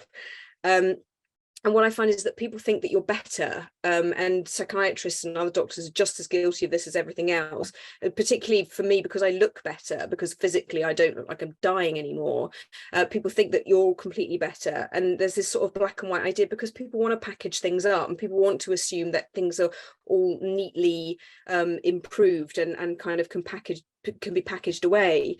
Lots of people said to me, oh, you know, you'll be a better doctor for it and you'll have more empathy. And, you know, do I have something to add in my career as a psychiatrist with lived experience? You know, I don't know that I do particularly. I've not gained some great insight and empathy because of mental illness, because mental illness is about so much more than the illness itself. You know, it's shaped by every aspect of our lives. And all mental health awareness campaigns generally have a problem with the dominant voice being one of tremendous privilege. So I don't know that as a sort of white middle class, privileged, very educated doctor, that my voice is particularly what's needed in the fight against stigma. You know, I think that there's things that are improved for it. I don't think I'm a better doctor for it, but I think I'm probably a better friend and colleague for it. I think that I am more open and I'm very vigilant to signs of burnout amongst my colleagues, and I ask people how they are, and I will try not to frame this in a way that allows them to say, oh yes, I'm fine, because that's what people did to me. And I think my colleagues and friends have learned from it as well. So lots of people will not, if I'm not doing well, my colleagues and friends will not allow me to brush them off and say things are fine, and people don't wait for me to be the one to say something, and people ask directly. So I think that we all, and I'm part of a very close consultant group, and I have very good friends in my job, and I think that we collectively have sort of learnt stuff from it. Extrapolating my learning into COVID, I think, like I've said, we all know that doctors aren't very good at looking after themselves. And I did know this intellectually, but becoming unwell and getting myself into a terrible state and getting out of it again, and then seeing how others coped with it, has really sort of proved this to me. And I think back through my career and think about blind eyes that get turned to, you know, the colleague that everybody knows is always the one to drink too much. Do you know what I mean? Sort of open secrets about someone who we all know is not great with substances. And I think doctors are generally sort of pretty rubbish at dealing with their own mental health needs and those of people around them who want their patients. And I think that COVID has really exposed that, because now everybody's interested in clinician mental health, aren't they? But it's taken a global pandemic for us to start actually thinking about the fact that doctors have mental health needs. But also there's a lot of going about it in the wrong way. So doctors are still, frankly, being treated like shit in lots of aspects of our profession, you know, leave cancelled, and you know, I mean, I don't need to tell you how difficult it is to be a doctor in this post-COVID world, but, you know, NHS trusts have sort of put these resilience measures in place and these sort of light touch interventions and like well-being stuff. And this is a quote from one of my ITU colleagues in the midst of everything in the pandemic. And she said to me, I don't want a well-being room. I want a soundproof room where I can go and scream, and I want someone to hit. So it also feels like still we have this idea that doctors and mental health is a thing, but we still really not as a profession know what to do about it very well. And so, you know, we expect too much of ourselves, and we're failing to realize that, you know, that we're not alone in how we feel. And then, you know, someone like me comes along, because we think everybody's doing fine, and if you've got mental illness you probably think that you're the only one, and you think everyone else is doing fine, and then someone like me comes along and everyone goes, oh my god, how brave, it's amazing, you're speaking really openly, and then we kind of inadvertently make it look like this sort of thing is unusual, because we don't have a culture of openly and easily sharing about mental health, from the day-to-day sort of normal emotional reactions to, you know, for some frankly abnormal situations, all the way through to serious mental illness. And, you know, that gets sort of compounded by this idea that, you know, the professionals who've died of COVID are these fallen heroes. And of course, it's fucking tragic that so many health professionals died of COVID, but also health professionals were dying of suicide at the same time. But nobody likes to talk about that. Don't really know what to say. So just actually, this is sort of the main point of my talk, and I realise that I'm running out of time. I think the reality of lived experience is that we don't do ourselves any favors in the way we present it. So there's a real pressure, if you're in a public position, or if you're a doctor with mental health problems or whatever to present yourself as a success story. And actually, most of us are more mess than success, really. We're all works in progress. And quite a few psychiatrists have written and talked about their own illness. And, you know, even more people from all walks of life have written like these triumph over adversity memoirs. But in some ways, I think this sort of reinforces a myth that it's unusual. Like I said, everyone kind of goes, oh, wow, how brave. But to me, it's not. I'm just talking about a really common thing that's affected me, that's affected so many other people. Because mental illness amongst psychiatrists and other doctors is so common. And I think I started out recovery thinking the experience had to be of value, it had to mean something, and I needed to use the experience to help other people. But actually, do you know what? You don't have to be some amazing success story with your narrative all kind of packaged up in a tidy bundle, because we're all just a mess, and most illnesses are relapsing and remitting. So please don't look at me as some kind of success story or think I'm here to inspire you, because frankly, that's just overly simplistic. You know, it's not only acceptable for you to have had a mental illness if you can like stand up and do some like rags to riches success story of how you did amazing things against the odds. One of my mantras through recovery was that recovery is enough of an achievement. All I needed to do was to get better. I didn't need to do something special with it. You know, I didn't need to be what I sort of thought I'm going to be as the most impressive recovered anorexic ever. But, you know, honestly, I'm too tired. You know, I haven't got time or the energy to be inspiring. You know, I'm still sitting here sometimes crying over calories on a menu. You know, I haven't got the energy to be inspiring.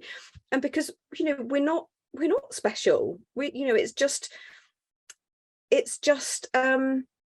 this is a normal thing that loads of us go through, and it's crap, but it doesn't give you some kind of special power. It's not a superpower.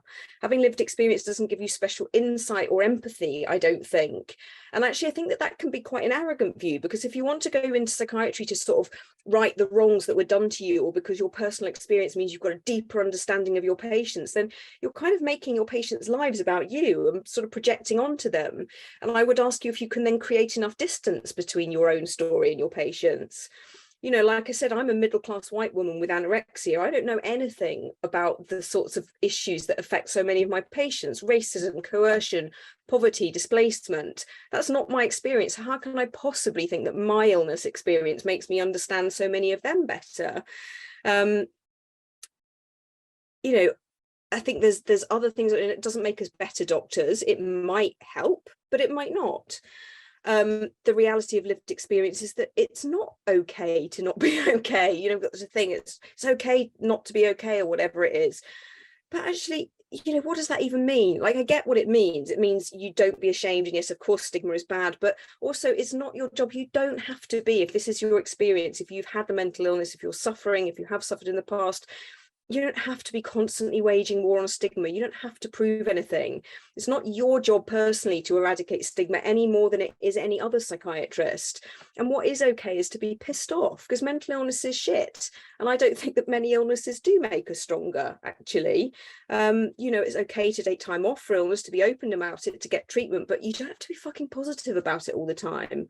You know, and the job is a stressor, so you have to bear that in mind as well. You know, the job makes us vulnerable, and if you've got that vulnerability in the first place, you might be more vulnerable than other people, and you have to bear that in mind. You're not some kind of superhero. So finally, before I finish, should you become a psychiatrist if you have a psychiatric history, which is something that sometimes people ask me, and I would say yes if you want to, but not if you don't. And do it for the right reasons. Certainly don't feel you should be a psychiatrist because of your past experience.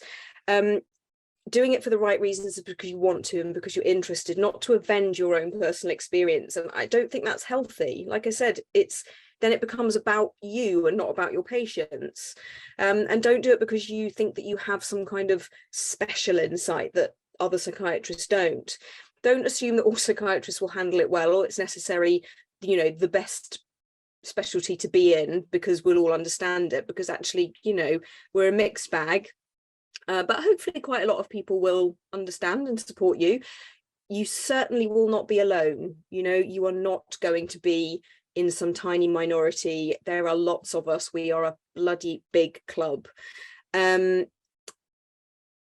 I think, you know, yeah, like I said, it doesn't make you a better doctor, I don't think. And also, if it takes personal experience for you to realize that people need to be treated with dignity and compassion, then, you know, that's a bit concerning in the first place. But the main take-home message is look after yourself, because the thing about this job, psychiatry, any other bit of medicine, is that you will always care more about the job than the job will care about you, and we're all dispensable. So look after yourself, look after each other, make sure that you have stuff outside the job, and good people around you.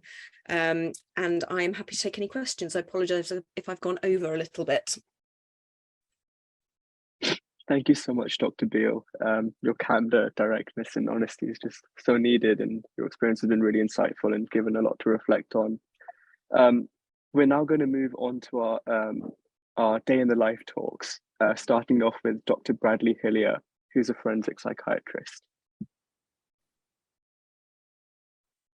Hi, I just want to say, Chloe, that was a great talk. I'm in the same boat as you. I'm someone with a mental health problem, and I totally agree with all of the things that you've said. And it's just as well that I just about finished my slides before. So I'm going to try and get my slides up on the screen a second as well. So my name is Brad Hillier, and I'm a forensic psychiatrist, and I work in West London Mental Health Trust, and I'm currently trying to get my slides up on the screen for you. I think I'm able to do that here. Can you see this? Can you see this? Not just yet. Yep. You see it now? This one up. Yeah, thank you. Cool.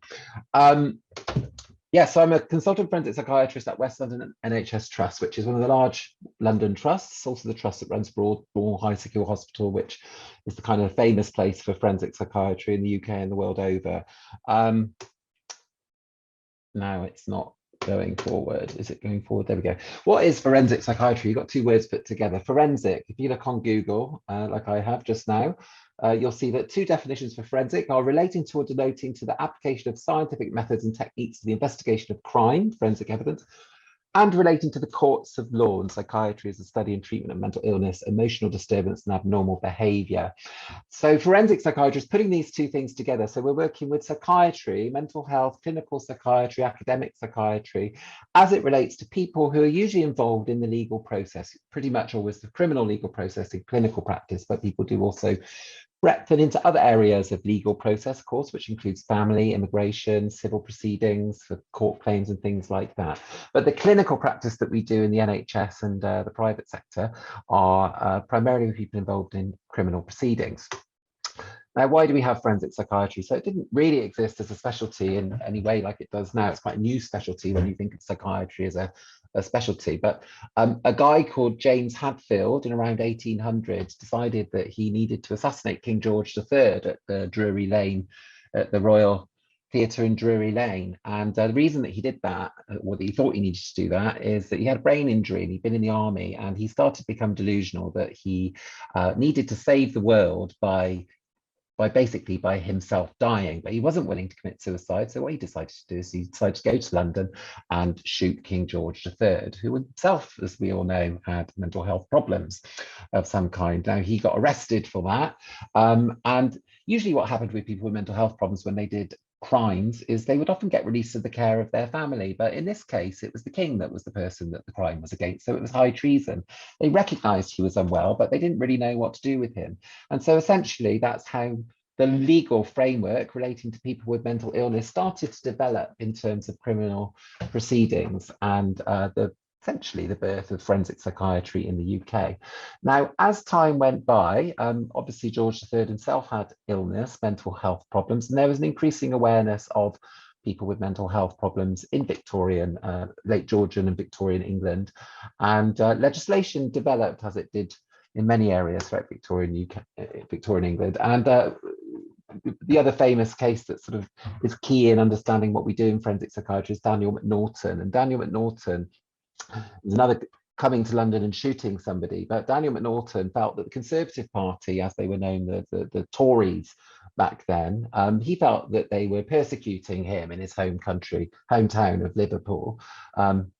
maybe he wasn't that unwell after all when we think about what's going on right now. But nevertheless, he came to London and he decided that he was going to shoot Robert Peel, who was the Prime Minister, and that in doing so, he would be relieved of this persecution. Now, back in those days, of course, there weren't photographs in the newspaper. So he came to London, he went to Downing Street with his gun, and Robert Peel was walking with his personal secretary, Edward Drummond, and he got the wrong person, so he shot Edward Drummond. Robert Peel didn't get shot, and this caused public outcry. He was recognised to be mentally ill, but he didn't know what he was doing, or he didn't know what he was doing was wrong. Because he was suffering from mental disorder. And so this went up to the highest court of the land and the House of Lords, and they came up with a number of criteria to define people as legally insane. And this led to the development of services for people who were branded criminally insane, as the term was then. We had Broadmoor Hospital built for the criminally insane, now still a high secure hospital in Berkshire near Reading. Some of you might go to it during your attachments. Some pictures of it here on the left of the old hospital. It's a bit like a country estate, as many of the old asylums did. That's it. A few years ago when I worked there as a junior doctor. Much of that's been knocked down now, actually, and on the site as a brand new hospital's been built. And there's a picture of the inside of one of the wards there. All of those rooms turn into seclusion rooms where people can be secluded if they're acting in a violent and aggressive way. And subsequently, over the last 100 years or so, the specialty has developed significantly, increasing facilities being developed for people with mental disorder who find themselves interfacing or interacting with the criminal justice system in some way. And often, not often, sometimes people who are mentally unwell, the way that they present to mental health services is through violence and offending, because there is an association with certain disorders and violence and aggression or offending. So it's not a complete surprise that the legal criminal process might be where you see people who are mentally unwell for the first time. Just keep an eye on the time. So where do we work now? We work in all sorts of places now. We used to just work in hospitals like Broadmoor, and there were 3 of them. But over the course of the last 100 and 150 years, and particularly in the last 20 or 30, 40 years, there's been a whole network of regional services that are secure. It's quite interesting to go inside a secure psychiatric hospital if you get the opportunity in your psychiatric attachment, because it's not like just walking in. There are significant security procedures. You need your phone outside, you have to have keys, there's locks on all the doors and all that sort of thing. Quite an interesting experience. So we still work in places like that, but there's also mentally disordered people in lots of other parts of the criminal justice system, like presenting to the courts or being in prison, and also in the immigration centres. Sometimes I worked in an immigration centre for a while at Heathrow. We work in the community because people with forensic mental health problems do get discharged from hospital and they have to live in the community, but they require extra support and they require specialist expertise in managing the kinds of risks that they pose, in particular risks to others. And around the country, there are some national services that people work in, like a stalking service, the sexual offending treatment services that are around as well. And so forensic psychiatrists work in all of these sorts of different places as well. The hospitals, I mean, they're not cheap. The patients, one patient per year will cost somewhere between 100 to 300,000 pounds per patient per year, given there's around 8,000 patients in the hospital estate. You can see that that's not a small amount of money that's being spent on forensic mental health. It's much cheaper to have them in the community, and that's why there's a big push to help facilitate people being discharged from hospital at the moment. What does my day look like? So I work in the medium secure service, which is not high, not low, but medium. And we have, I have a ward of patients with 17 patients. It's the admissions ward. So many of my patients will have come straight from prison usually. It's very rare for somebody to come straight from court because we always have a waiting list. But when the patients do come to my ward, I will start doing an assessment with the multidisciplinary team, which will consist of a psychologist, social worker, an occupational therapist, the nursing team, and the medical team. And we will all work together to try and formulate somebody's problems, their mental health problems, physical health problems, their social problems, try and understand their personality structure, try and treat mental illness if it's there, because it may not be there. We may have to do malingering assessments, and to try and disentangle how they move through their legal process from being someone accused of a crime, so whether they get convicted of a crime, or whether they are not fit to stand trial, or whether they do stand trial and have the insanity defence available to them, and whether they're going to go to prison or whether they're going to stay in hospital. That's one of the key things that I do. The other things that I do is I go to prison and assess people for admission. I go to court and I give evidence to say whether or not somebody does or doesn't have mental health problems that related to their offending. I speak with my colleagues in different parts of the service or different parts of psychiatry, like general adult psychiatry, who may have patients that they're worried about and want to have discussion and consultation with about what they can do to treat them in a different way to manage their risk. And I often spend a lot of time getting annoyed at the boundaries, the interfaces at the various levels of security. So my patients who I think need to go to high security, they don't want him there. People who I think should step down to a lower level of security. So these politics that happen in every part of the system, and similarly between forensic and non-forensics. But I try to cope with that by having other things that I like to do, as well as my clinical job, which is some research that I like to do. I'm interested in chemsex and how that relates to offending. That's one of my interests. I like doing quality improvement projects. And I also enjoy socializing with my colleagues. It's very nice when you have good colleagues that you enjoy working with. That makes your job an awful lot more interesting and enjoyable. And most of all, in terms of doing that, I try not to be a problematic person or a narcissist when dealing with my colleagues and other doctors, because I think we can get into these relationships that are dysfunctional with our colleagues, and it's very important, if you want to be happy in your job, to have good relationships with people and be a good person. Okay, thanks very much. Hope that's helpful. Thank you, Dr. Hillier. We're now going to be moving on to Dr. Tom Dixon, who is an old age psychiatrist. Hi there. Thank you very much for the introduction. So yes, my name is Tom Dixon. I'm a consultant psychiatrist for older adults in Wandsworth, southwest London. Controversially, I don't have any slides, so I'm just going to have to stare at my face, which is a bit uncomfortable. But anyway, so I knew I was keen on psychiatry when I was at medical school, but to be honest, old age psychiatry wasn't really on the radar. And even as an F1, I did a liaison job and wasn't really thinking about it. And it was only when I was an F2 and doing a medical job on a care of the elderly ward that I realized how much I enjoyed working with this patient group, the personalities, their life experience, the need to think holistically and work with the families and their social networks as well. I now work in a CMHT, and we see people over the age of 75, although nationally it's more common to have 65 as that cutoff. But we also see people with dementia of any age. So I've seen people down to the age of 40. So we have a memory assessment service, service for people living at home with dementia, the functional service, so people with anxiety, depression, psychosis, and we also have a care home liaison service. So I do see people in clinic, but a lot of my work is actually seeing people at home, probably more than 50% of that, which I really enjoy. Maybe I'm just a bit nosy at seeing people's houses, but it does really give you that good insight into how the person's managing, what the difficulties are, and you can quickly make a judgment as to whether you can trust them to make you a cup of tea or not. So that's quite a distinctive thing, I think, about old age psychiatry, the amount of home visits that we do. I thought it would be helpful just to talk about a few of the cases that I've seen over the last fortnight or so, just to give an idea of the breadth of different situations that we see and have to try to manage.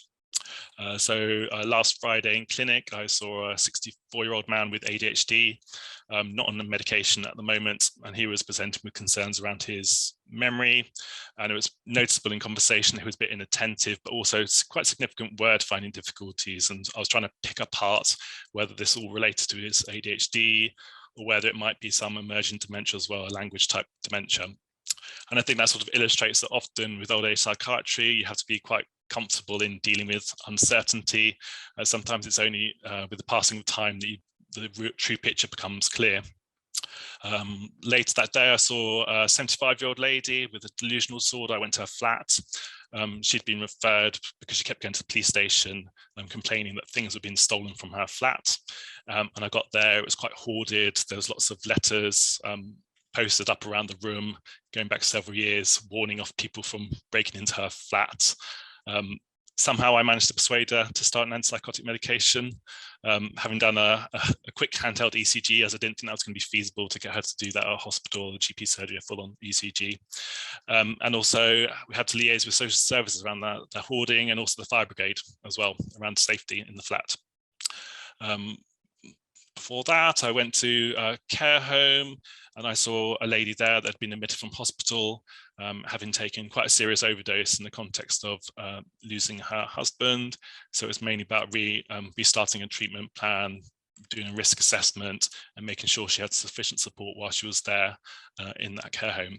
And while I was there, I just quickly cast eyes on a patient with dementia there that's got quite, well, seems to have a strange kind of allodynia. So when he gets water on his skin, he perceives it as pain, which makes it quite difficult to provide personal care, as you can imagine. And there's no established treatment protocol. So we're just going to try a neuropathic pain medication and hope that helps.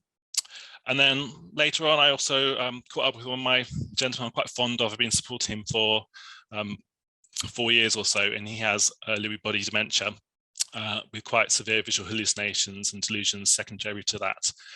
Treatment is very difficult because you have to manage against side effects, and we're having to think about the conundrum as to whether actually maybe we need to admit him and stop clozapine.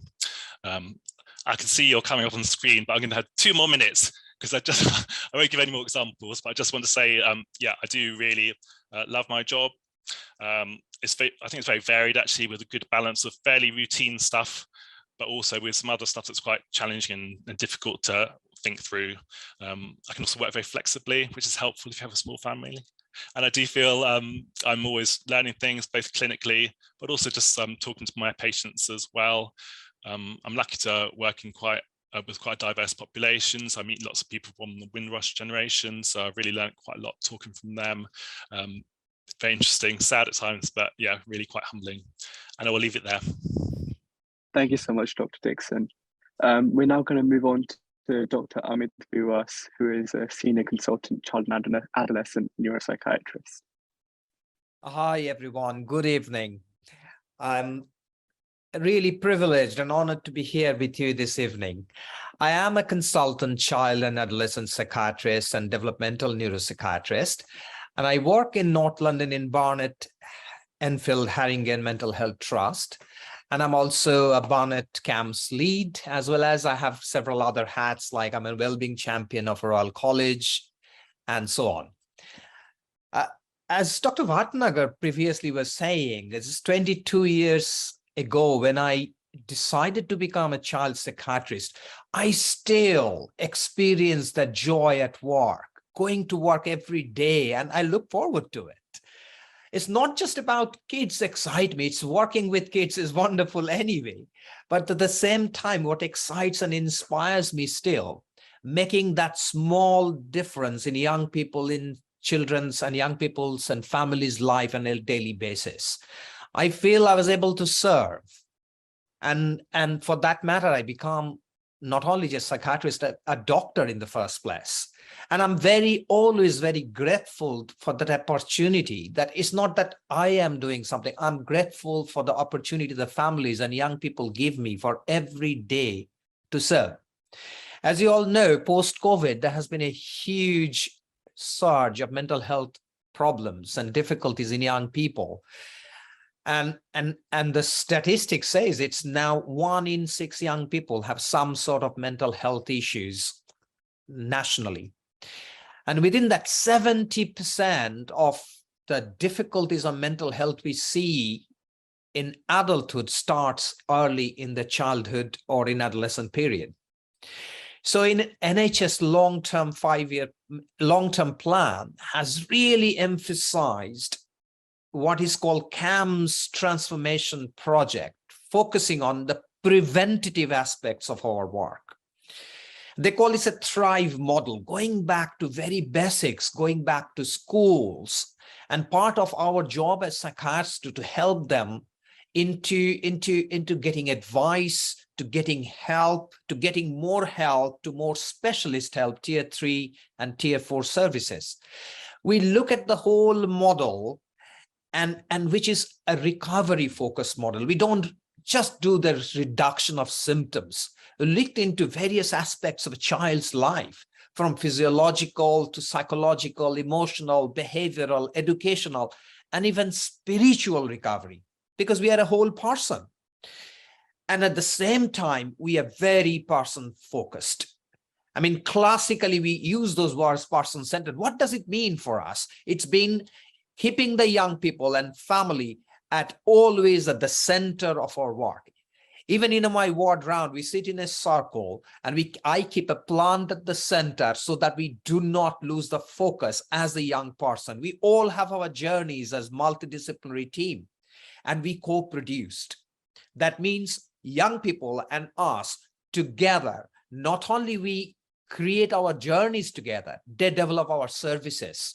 We do co-produce various things, from simple booklets to our units. And like, I work in a tier 4 specialist adolescent unit, but in every step of the way, we always believe that nothing about us is without us.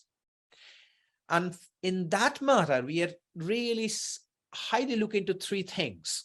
We do look into etiological aspects, why this young person is here either in community camps with us, the biological, psychological, and social determinants. But the more importantly for us as a child psychiatrist, having a developmental perspective. This person is presenting with anxiety, depression. Have we missed anything developmentally? Have we looked at the social aspects of development? This person has autism, ADHD, intellectual disability? And this gives us a niche to not just treat a mental illness, but to look into the whole aspects and range of things. And another thing we look at is systemic perspective. We are very fortunate because children are in various systems, education systems, parent systems, friend systems, and we look into those various aspects to work together, like we work together in tier 4 in the whole range of systems like local authorities, education, criminal youth justice systems, and so on. And in child psychiatry, we are fortunate, I mean all psychiatry, to be honest, to privilege to develop that super specialties. Like, I was more specialist in neurodevelopmental psychiatry. I worked nationally into neurodevelopmental forensic psychiatry in medium secure unit. I worked in medium secure, low secure, PQ, HDU, and now in GAU, general camps unit, but as well as in community camps. In my daily work, I kind of go from various kind of parts of my clinical work in meetings and working in those various systems, but at the same time, I developed my leadership skills. And throughout my career, I'm still developing an emotionally intelligent leader, and especially a mindful, compassionate leader. I work with intelligent kindness. We are highly skilled, intelligent people. Nothing works unless we marry it with kindness, with trust. And another part, I teach not only nationally, globally, on well-being, looking after ourselves with self-compassion. I teach, I supervise, I train, and I develop many special interests. And in that way, my work days is full, but I experience joy. I look forward to going to work, and I hope some of you will come to child psychiatry. Thank you. Thank you so much, Dr. Buas. We're now going to turn to Dr. Hubertus Heinrich, who's going to be telling us about career and eating disorders. He's a clinical senior lecturer at King's College London.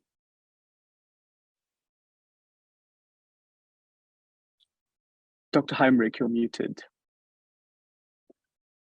Oh, sorry. Yeah, hello, my name is Hubertus Heinrich. I have to say I'm quite impressed by the talk and the enthusiasm of Dr. Buas. Yeah, I'm a clinical senior lecturer at King's College London, and I do my clinical work as a consultant psychiatrist on an inpatient ward for people with anorexia nervosa at the Bethlehem Royal Hospital. Now, Dr. Chloe Beale has already introduced the topic of anorexia nervosa, and I hope I can build on this during my brief statement. So on a normal Monday, I hope I don't start with a hangover, but with a handover at 9 a.m., where the MDT shares relevant information about our patients in preparation for the ward round, and the ward round will be afterwards at 9:30. Now, the information that is shared in the handover comprises weight changes of patients during the last week, meal completion, behaviors in the dining room, such as cutting of food, smearing, hiding food, purging after meals, or excessive physical exercise, depressed mood, or anxieties of our patients. In the handover on Mondays, the nurses will also talk about the weekend for each patient. Some patients might have stayed on the ward during the weekend, and some have had weekend leave to visit their families. During the ward round, we have about 20 minutes per patient, and we usually start the ward round for each patient with some feedback from the team. Afterwards, patients can discuss the feedback with us and ask requests for the following week.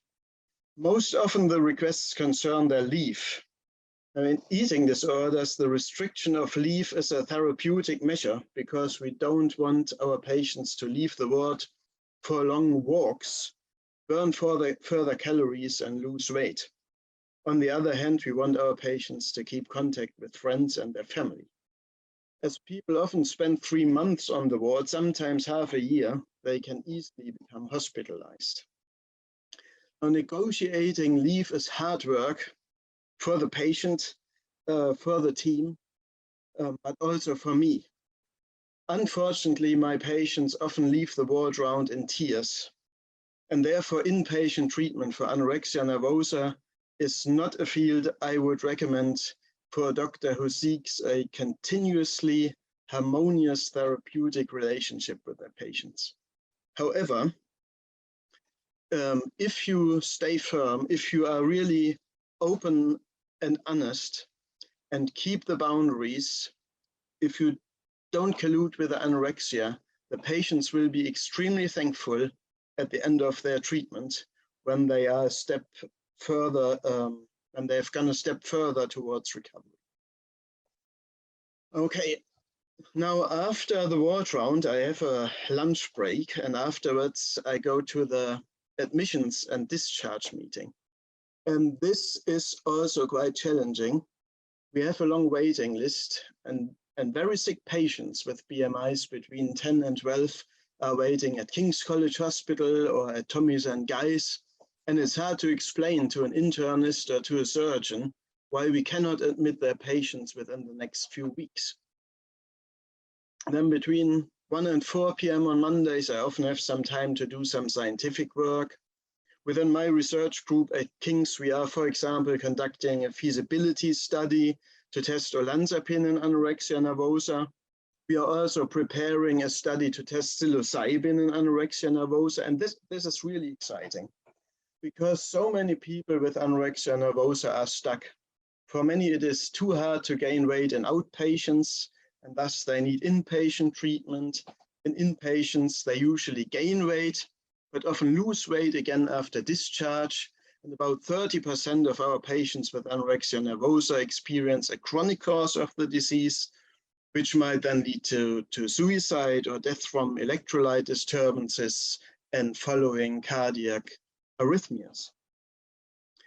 Anorexia nervosa leads to mental and physical health consequences such as anxiety, depression, sleep problems, gastrointestinal problems, endocrine and metabolic disturbances, cardiovascular problems, epileptic seizures, osteoporosis. And therefore, I would say all of you who are interested in psychiatry but do not want to lose their medical skills, eating disorders is the ideal discipline for you. Now, patients frequently take a plethora of different medications for these secondary diseases.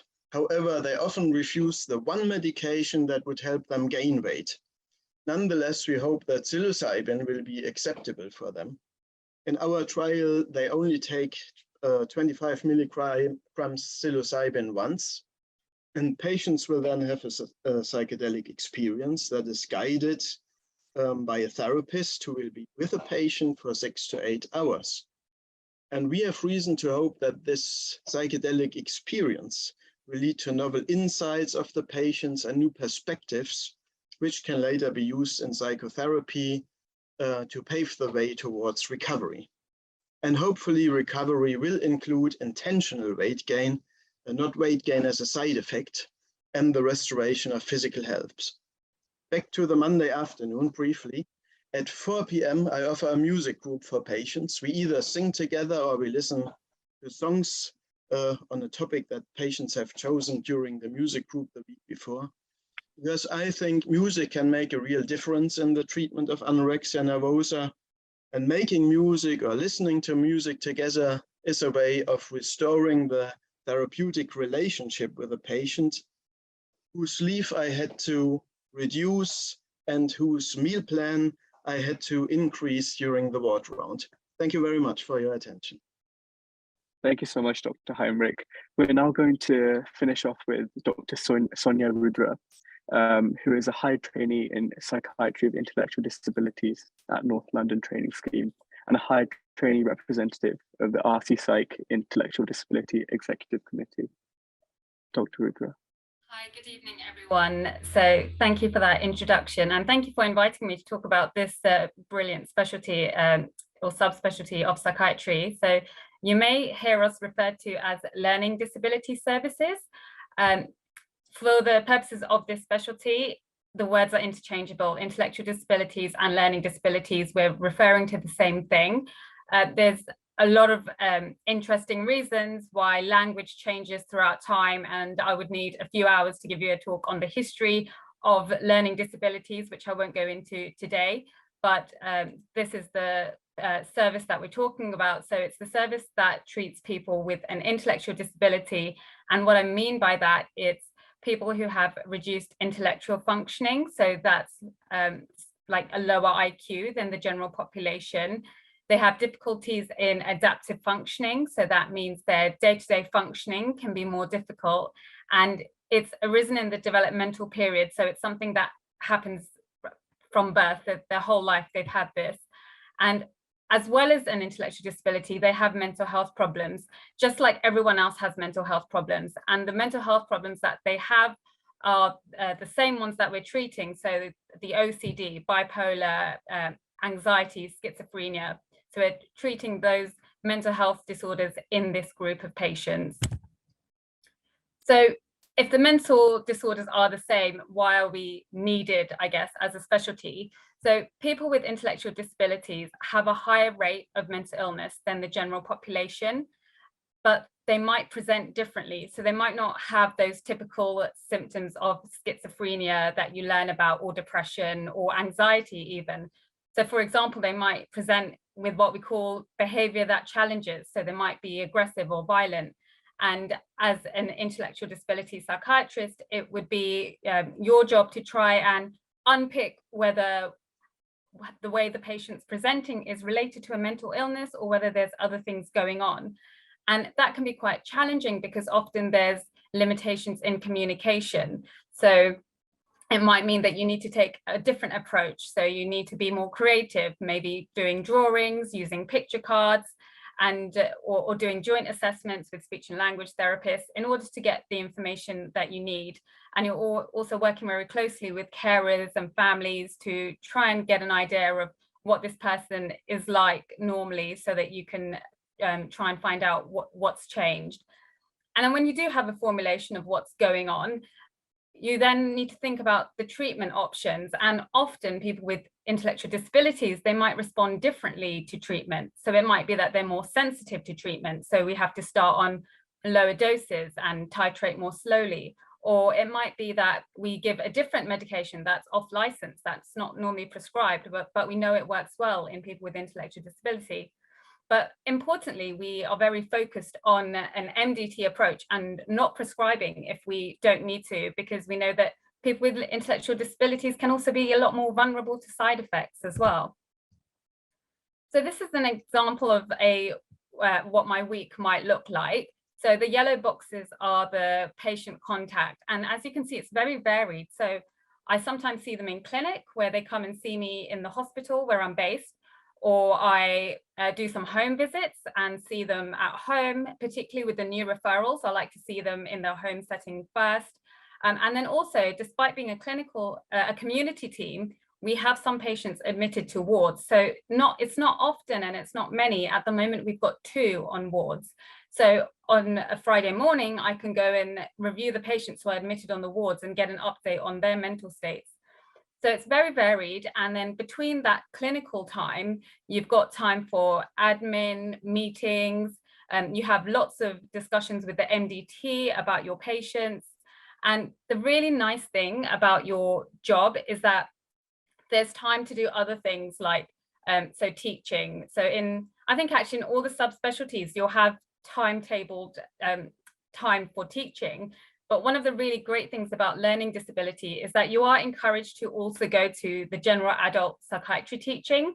So in a way, I feel like we get a lot more teaching because we're going to our own LD teaching, and then we try and join other teaching programs as well, because despite being LD psychiatrists, we also need to work with patients in general psychiatry, and throughout your training you might do that when you're on call or out in other situations out of hours. And then there's a lot of opportunity for student teaching during the week, and all the subspecialties have this special interest day where you can do anything that interests you. And so I did research. I did a master's in research for that one day in the week. And importantly, it's so flexible. So if you're part-time, you can adapt the timetable to suit you. So why I did ID and some of the things I love about it is the clinical complexity. So you do really feel like a detective trying to figure out what's wrong with this person that's presenting to you, and trying to figure out, are they presenting to you because of a mental illness, a physical illness? How can you best support them? Thinking about their social aspects of their care. And because people with learning disabilities do have higher rates of comorbidities like autism, ADHD, epilepsy, you become skilled in those areas too. So if you are interested in being skilled in other neurodevelopmental disorders and in learning more about genetics, epilepsy, you see all this stuff in learning disability. So it's great. It's really interesting. You're always learning and seeing really rare new things. So we're all about STOMP. So STOMP stands for Stopping the Over-Medication of People with Learning Disabilities and Intellectual Disabilities and Autism. And historically, intellectual disabilities psychiatry didn't have a very good reputation. Even now, sadly, there's been some scandals, and there's been a lot of over-medicating and people being put in institutions when they shouldn't be. So we try our hardest to reduce medications that are prescribed for people where they don't need medication, and we want to support them to live a fulfilled life in the community. So that means very close working with social workers, physios, OTs, nurses, in all the plans that we make. And so it ends up being a very rewarding career. I really, really love my job. I meet the most inspirational carers and the most interesting patients, and you just have the nicest doctors working in this field. And because it's such a small field, despite having these support networks locally, you also end up having nationwide support networks. You get to know who the LD psychiatrist is in Hertfordshire and then in Lincolnshire, because it's such a small specialty. And that also opens up the opportunities that you have. So you have lots of opportunities for research, for teaching. I mean, we want this specialty to grow. So we want trainees to be doing research and QI and anything else that can help develop your career. So the main aim of this slide is just to highlight that if you're interested in intellectual disabilities and CAMS, there is opportunities for dual training in CAMS. And I know that we've run over time, so here are some of my details, and I'm happy for you to contact me if you've got any questions. There's also the Faculty of Intellectual Disabilities Twitter handles and website. And there's going to be an intellectual disability higher trainee conference, which medical students have a discounted price to attend, where you can learn so much more about the specialty if this is something you're interested in. Thank you very much. And I will stop there. Thank you, Sonia, and thank you to all the panelists and speakers for coming in today. So we do have quite a few questions, and I realize we're sort of running out of time. So I'm gonna just quickly pose questions, and if anyone can answer, I think this one in particular, I see Sonia, is directed to you. Can you suggest a good source to read to get insight into the field of intellectual disabilities? So actually quite recently on the Royal College website under the Faculty of Intellectual Disability, we've just put a page up which is resources for medical students and trainees. So if you look at that that website, then I can put the link in the chat before the session closes. It's a really good resource. It's got a collection of different topics in intellectual disabilities, and you can refer to it for more reading. Thank you. So there was a question posed, and this is open to anyone. How would you get involved in research during medical school? So this person says that the medical school isn't research intensive. So how would you go about doing that? Go and ask the people who are doing your lectures if they've got any research projects that you can get involved in, preferably ones that you're interested in rather than doing them for the sake of them. Or people outside your university, if you sort of Google around the country like that, that's another way of doing it. So there were some more questions, and please, if you do have any questions, just put them into the Q&A function and we'll try and get them in these last few minutes. So this one was a question which was interesting.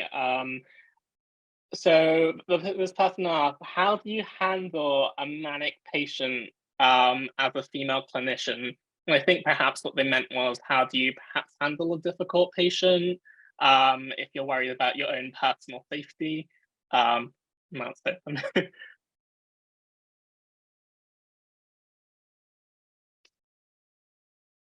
I'll probably quickly go. For our young people, we do, obviously, everybody presents with mania or psychosis very differently. But if we feel the risk is there for violence and aggressions towards us, firstly, we're highly trained in breakaway techniques and many other things that we can employ, and de-escalation techniques and many other things in clinical situations. We also get trained how to not panic, but to in moment, how to keep still and make a wise decision. But it's also important that we all talk about relational security and environmental safety, and we have to be aware of it. A patient inside the room, we always train people how to actually have the door near to you and very simple things like that. But also calling for help, knowing if this patient has a history of violence, aware of the risk, asking for help, getting a person out quickly, and get your team involved. And there are a variety of things in various levels we can do. I will stop and leave it to others. Thank you. So Tom, this is actually directed to you. Are you expected to be proficient in neuroradiology in order to work in old age psychiatry? Not really. So we don't actually have access to scans themselves routinely, unfortunately, but we do get reports. But luckily we liaise with the neuro radiology team. So we have meetings every month or so where we can go and look at any more of the complex scans, and we can talk through with our radiology and neurology colleagues to discuss those complex cases. But I'm not particularly good at interpreting brain scans. Getting better maybe over the years, but it's not a fundamental thing I need to know. Thank you. So another question is, and this is to anyone, I think, psychiatry of chronic conditions. Could this person just type in their question again? I don't really see the original question. I think moving on. I think this was a question to you, Bradley. Is getting involved in medical legal work restricted to forensic psychiatrists?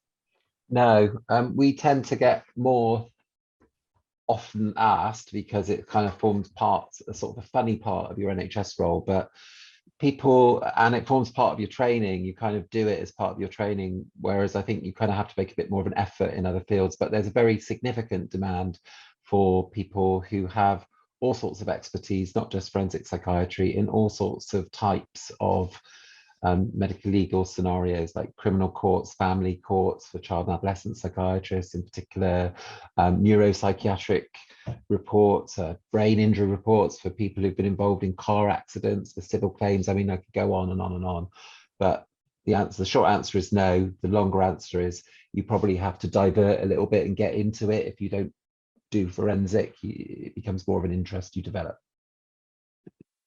Thank you. And I don't know how we're doing for time. It seems like we only have a minute left. So there is, okay, yeah, I think you popped up. Okay, I'll let you take over. Yes, so we'll wrap up now, but I just wanted to say a massive thank you to all of our speakers, organizing committee and delegates, to whom this event wouldn't be possible without. And for the delegates and attendees, I hope this event has offered you some sort of valuable insight into psychiatry and possibly helped you to direct your interests wherever that may be. We will have a feedback form sent around at the end of this session. We'd really appreciate your thoughts if you could fill it in and let us know how to improve this session for future years.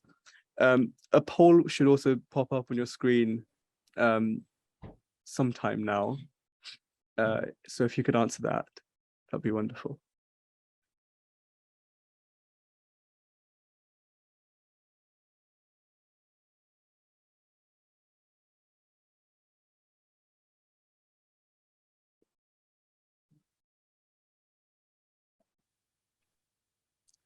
Give it 10 more seconds.